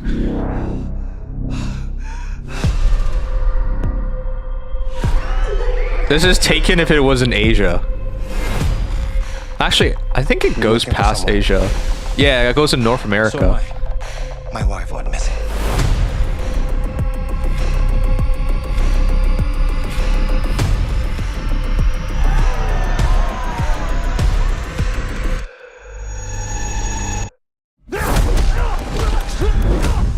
I love that. That fake out.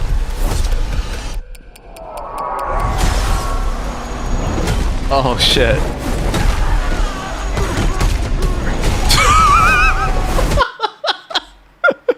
Don't you feel bad for those Muay Thai?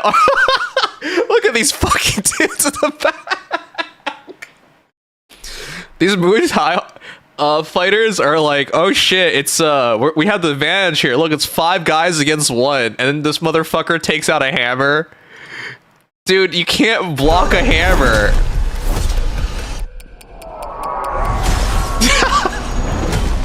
You can't block a hammer. Look at that. Leg guard. It doesn't matter. You can't block a hammer.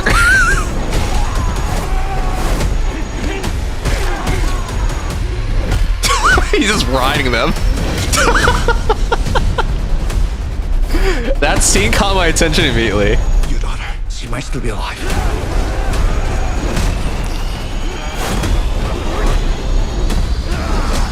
Oh, the fuck, the headbutt. Oh, shit.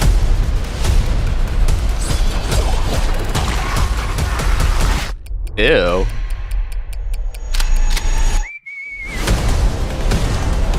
That's how Americans do with martial arts. They get a shotgun out.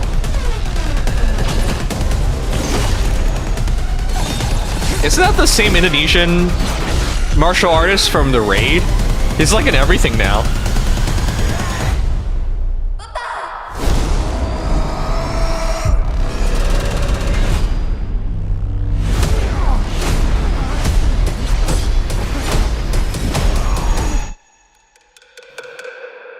I would check this out when it comes out, guys. The Furious. They don't really have like Hong Kong martial artists lead films anymore. It's not the days of Jackie Chan. It's not the days of oh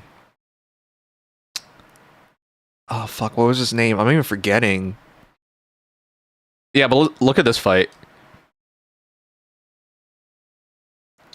That dude's a professional extra. Yeah, he plays like all the villain roles and he plays like the final boss and everything. Where are you? Huh? I've seen this scene. I think this scene is super awesome. You guys should check it out.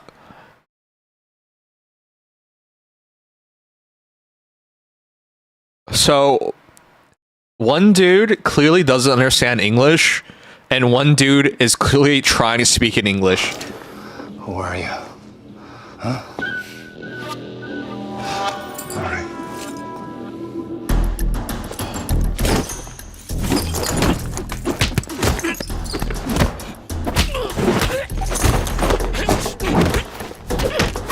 Joe has such a massive reach advantage, and he's a grappler by trade, I think.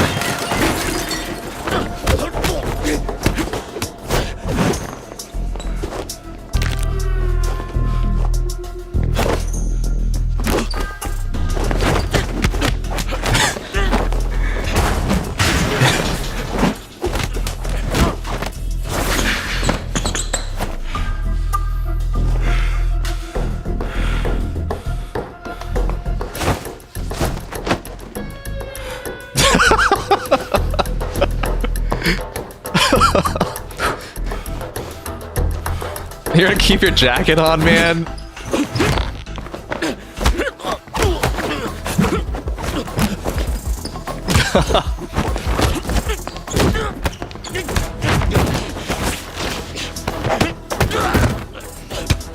All right.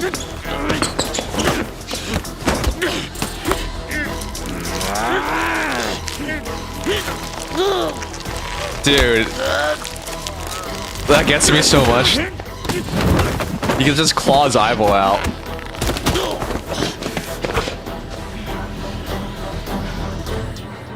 Wait! I'm not one of them. Okay? You're looking for someone. So am I. Imagine getting your butt beat unnecessarily because you don't speak the same language. It's friggin' wild, dude. The dude threw the jacket off, rolled his sleeves up. The judo dude couldn't get grips. Couldn't get grips as a detail a lot of people are for sure gonna miss. Yeah, it looks like he was trying to grapple, but it didn't matter. I can help you stop beating my ass. Yeah, exactly. That was pretty good. Such an unnecessary fight. Oh boy. Oh, what's this?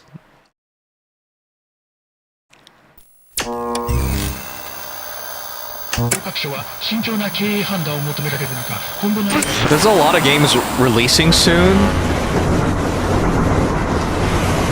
that have insane vibes.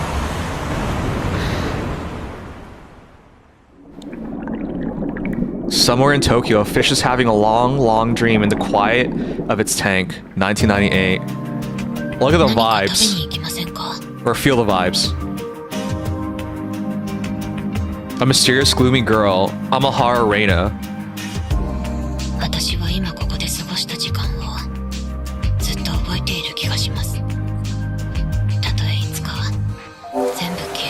It gives me Lane vibes.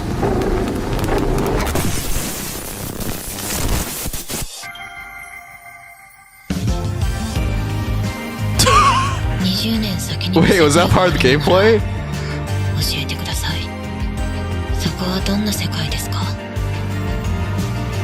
It looks like 90s anime OVA.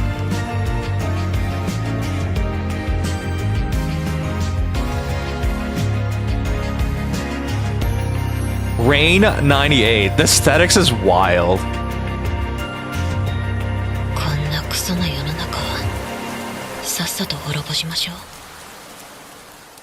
I'm down. The vibes alone sold me there. Let's wishlist it. Coming in 2026. Nobody really knows when. You have to put on her socks. Alright, I'm already in. The way it looks, man, it's just... Yeah, I'm in. That's good. That's real good. A lo-fi psycho thriller romance adventure set in 90s Tokyo. Okay. All right. Anyways, we'll actually do a proper stream starting tomorrow. Sorry for being so AWOL. I know I haven't been able to commit to a proper schedule. The one good thing is I've been getting things, so I'm not wasting my time. Though, to be clear, I could use my time better. I made an entire list of things I want to do while I'm unemployed. I'm working through that list right now. So I'm not making no progress. But I need to, like, get a better balance of things. I'm going to try to work on, like, a schedule for every day for tomorrow. So I can actually, like, follow up and do stuff properly. We'll probably open every stream with like a reaction stream where we just hang out and chill out, and then we go into the gaming stuff. And I'll try and like follow up. Oh, is there new Evidence in Shadows? Oh, maybe I should watch the first season already. There's a John Wick game? No friggin' way. Oh, there was already a John Wick game. It was a John Wick mobile game, and it wasn't very good.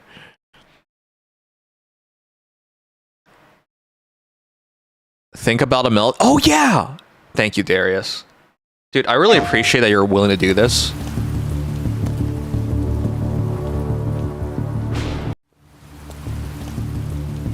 So there already was a John Wick game, but it was a mobile game, and it was like a hexagon puzzle-ish game. It was not very good. So I'm hoping this is a real John Wick game. With your skill set must be able to move unconstrained, unrestricted. Is this a young John Wick? Oh, that would be because he's moving so much differently.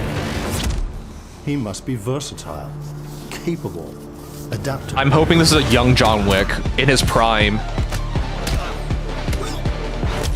Oh shit.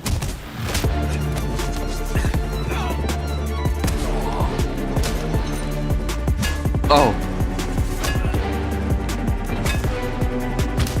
Give him that cast iron pan like it's PUBG. Stable. Constant.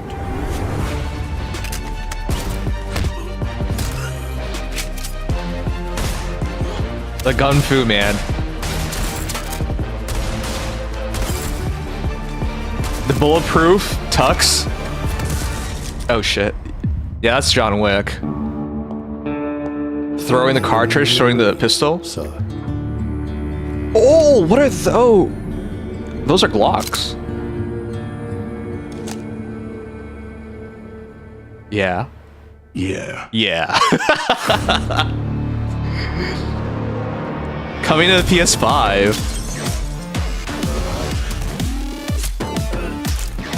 So Keanu's already in a video game. Be seeing you. So Keanu's in Cyberpunk, and that's also on the PS5. I didn't think you would see him in another PS5 game. Alright. So, Untitled John Wick game is coming. That looks really good. They better have a pencil as a weapon. Press L3 to adopt new dog. That, yeah, just slipped in my wallet and took $70. Dude, I'm in.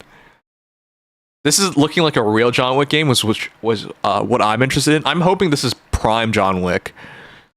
When he was a cold-blooded killer. Gung Fu combat system is 100% the most interesting part of this. Yeah, man, I'm in. That was interesting. Like a prequel of sorts, yes.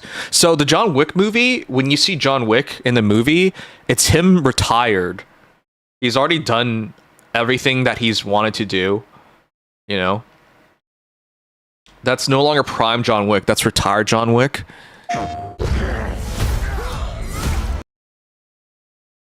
So yeah, like if we get to see prime John Wick, I think that's where it'll get really interesting.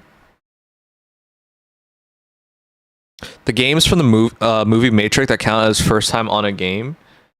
I was talking about PS5, but yeah, Keanu's been in video games before. It's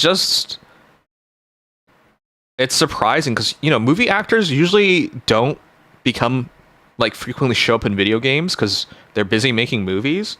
But Keanu actually has a history here.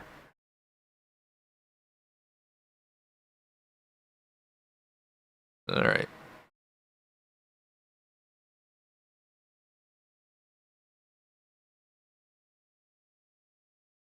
How are they gonna do it? Quick time events? Oh man, I really hope that's not how the new game's gonna be.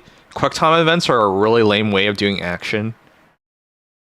Quick time events are never fun. Seriously, why do they put quick time events in anything? It's like you're watching a cinematic and then all of a sudden it says press button or you die.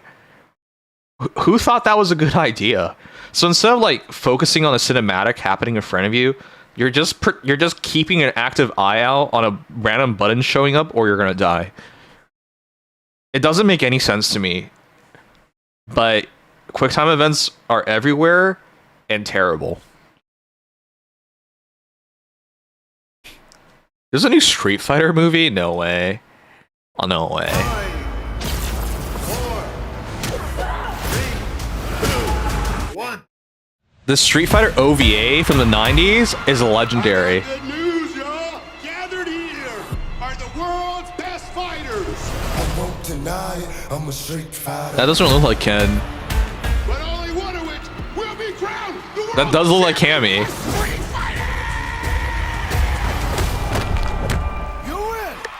Perfect. They have the perfect from the first game. You're not a warrior anymore, you're a sideshow. What's up, MTV? I'm Ken Masters. This is your shot at redemption. Were you gonna show? The path I'm on now is not one of combat. Maybe it's Ken's turn to be champion.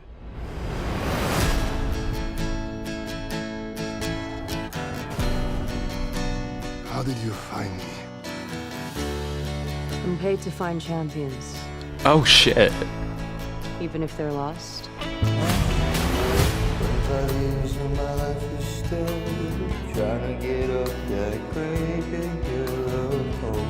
Good to see you, old friend.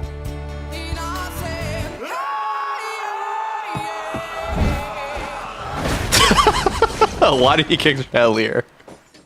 Still reckless.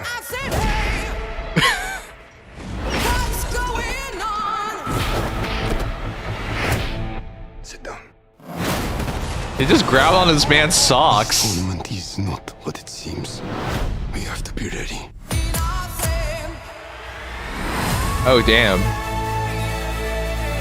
Nah man, you can't replace the Street Fighter OVA. It was so good. Everyone keeps going on about your thighs. Oh. I don't see what the big deal is. Bitch, please.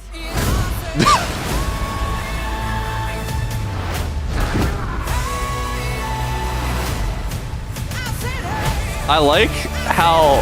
Oh shit, is that Honda?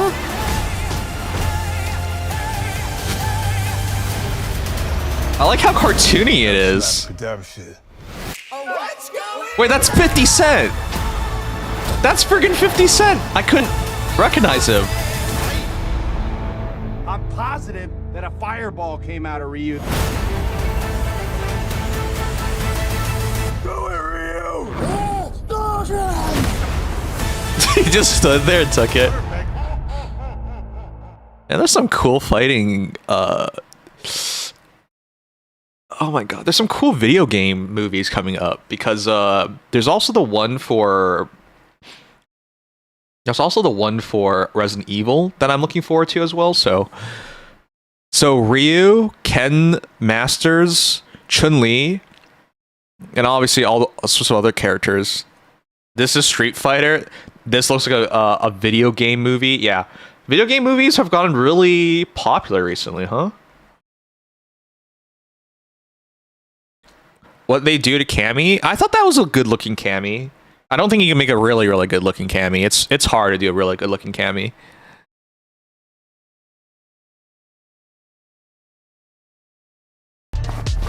Is this the video game?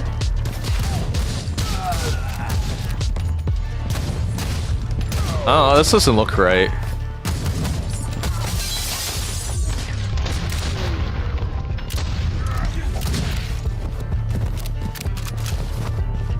This doesn't look right. What game is this? I don't remember John Wick hopping forward like that.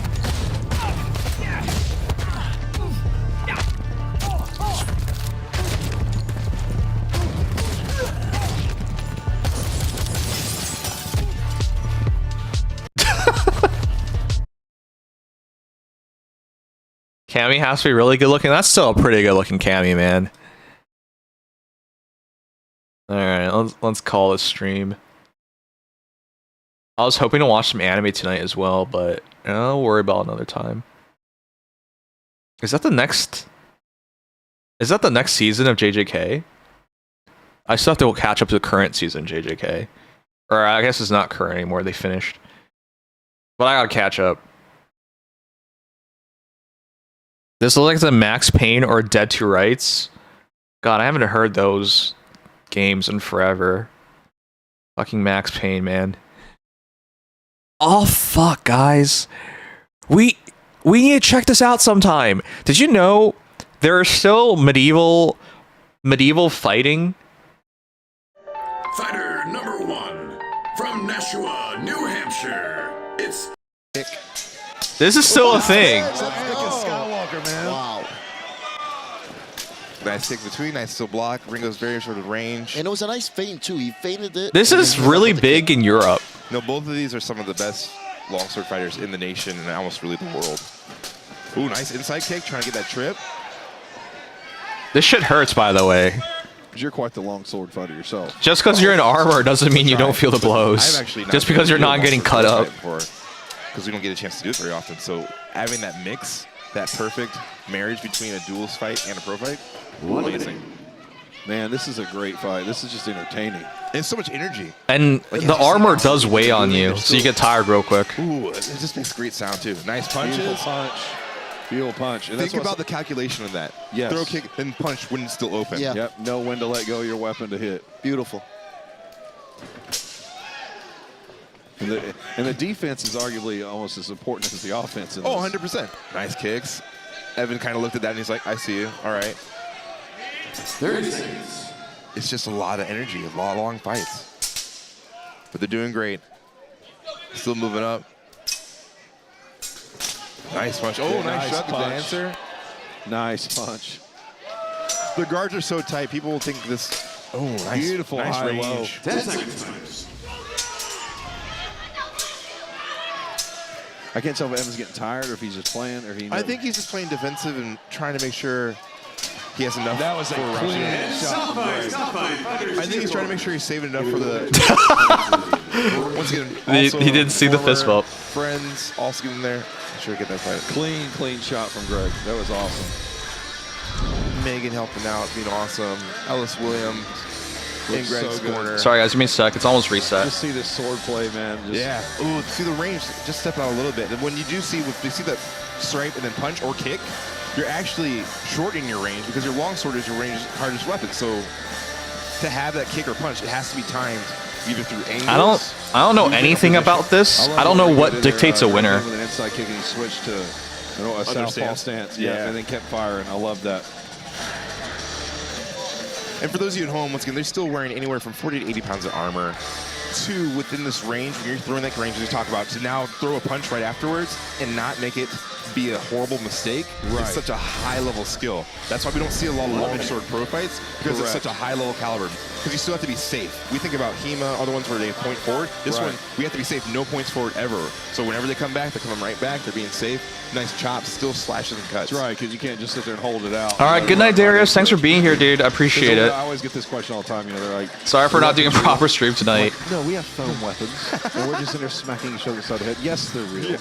And then I go, you know, but they're dulled, obviously. Right? You know, like that's we dull them down. We don't sit there and sharpen them fresh for battle. No, we call it rebated steel. If you look at any of our AMMA or you check out Simply Samurai on Instagram, we've done test cuts with the pumpkin with one of these swords. Yeah, you It will did. still I cut saw through that. it. I saw that on your And you're like, that's a sharp sword. I'm like, that's one of our rated. That's not our. Yeah. That's not a sharp sword. It just works. There's no such thing as a dumb question. Yes, there is. Yeah. Round number 2. Fighter. Oh man, I'm hoping to not be so distracted going forward, but it be what it be.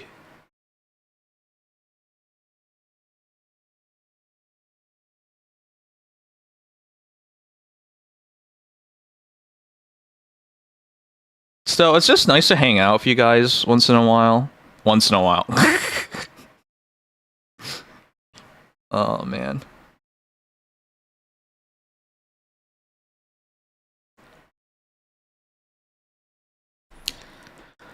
All right.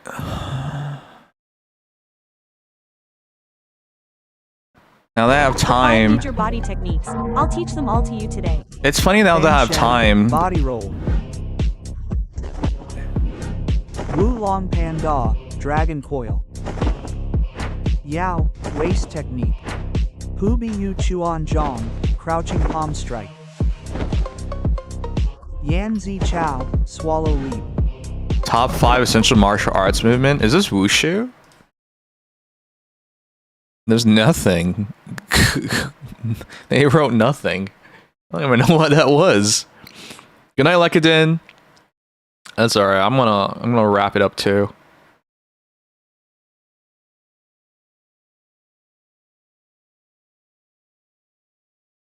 Yeah. Race against the storm.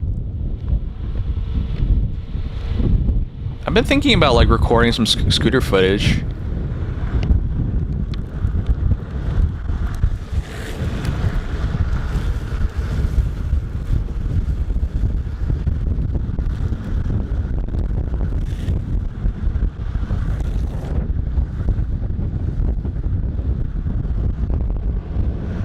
So like those pucks allow him to turn on his palms.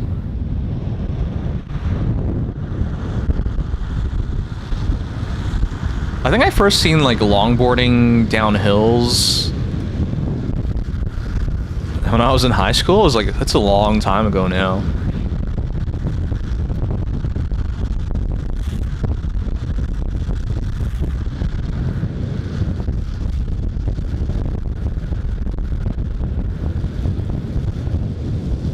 You don't have brakes.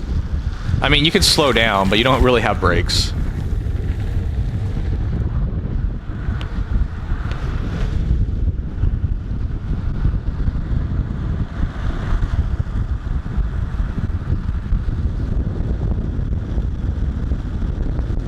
There's something really fun about being on a board.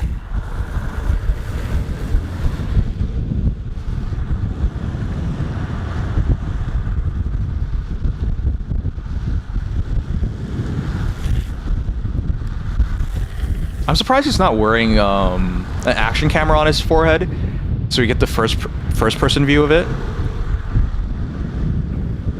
Also, isn't it kind of scary because there's no lines,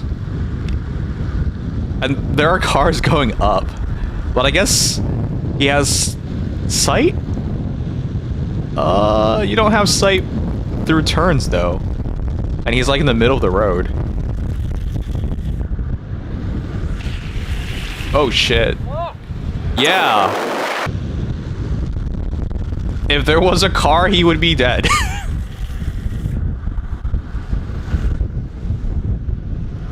Wait, what? Wait. What? They rewound that.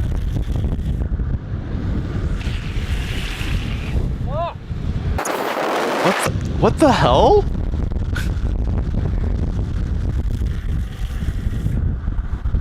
That's a different run, but they cut it like he rewound it like a video game. That's really cool. Hey, I recognize his shoes too. Those are Adidas Gazelles. Those are suede shoes. I have a pair.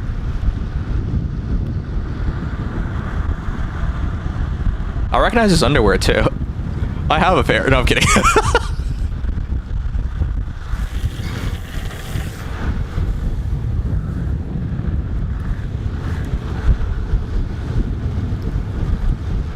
No, okay, he's checking for cars. He's being safe about it.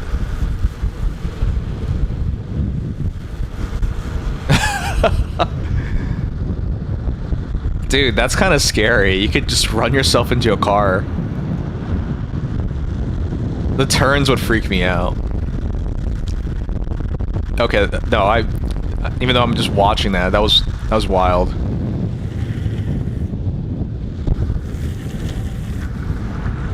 Yeah, turning the corner is really hard. You can't have too sharp of a turn.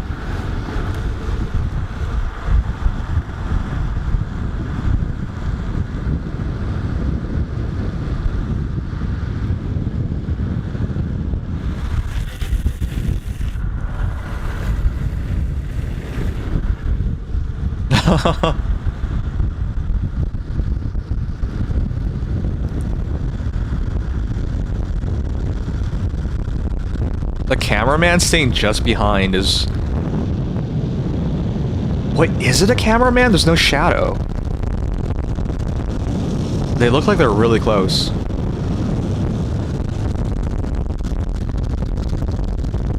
Oh.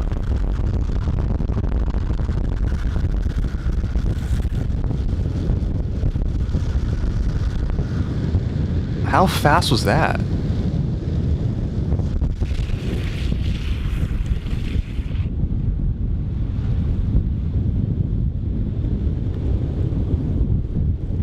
No, it's not a drone, because you can see it rumble.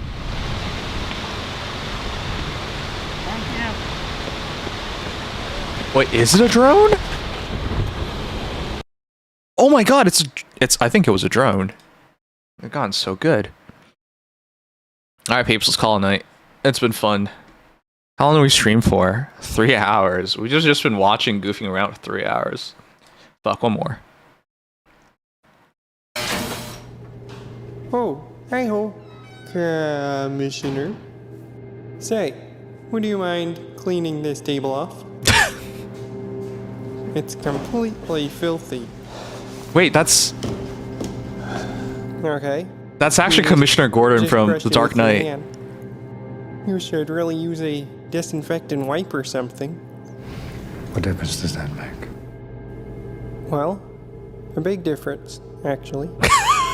Harvey Dent never made it home. Harvey who? What have you done with him? Me? I was right here. Who did you leave him with? If we're gonna play games. What? What the hell? I'm gonna need a cup of coffee. Oh, great. The lighting What are is we gonna perfect. play? Oh Checkers? no. Batman. Monopoly? Not exactly. Batman, don't! Batman, don't! It's Kermit! It's Kermit! What the? Why, Batman? Why? Batman, no! Click here for another video by Film Haze. That was so fun. Alright, let's go to bed. We just watched Batman kill Kermit, so it's time to end it. Batman, no!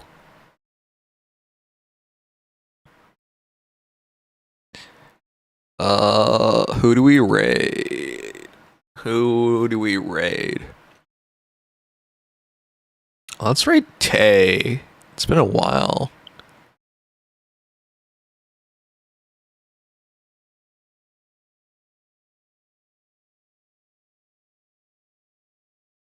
Tay on League of Legends, yo. Yo ho ho ho ho.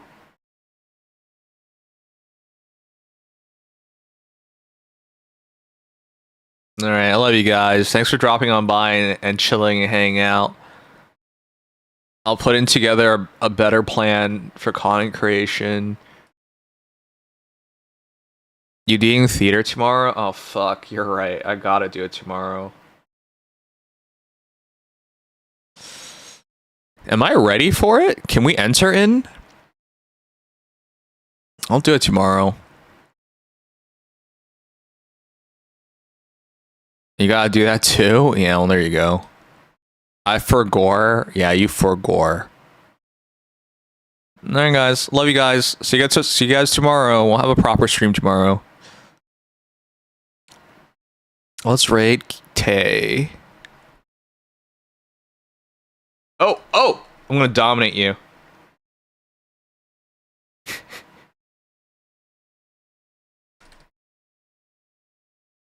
Alright guys, love you guys. Let's go raid Tay. Lighting my bitch.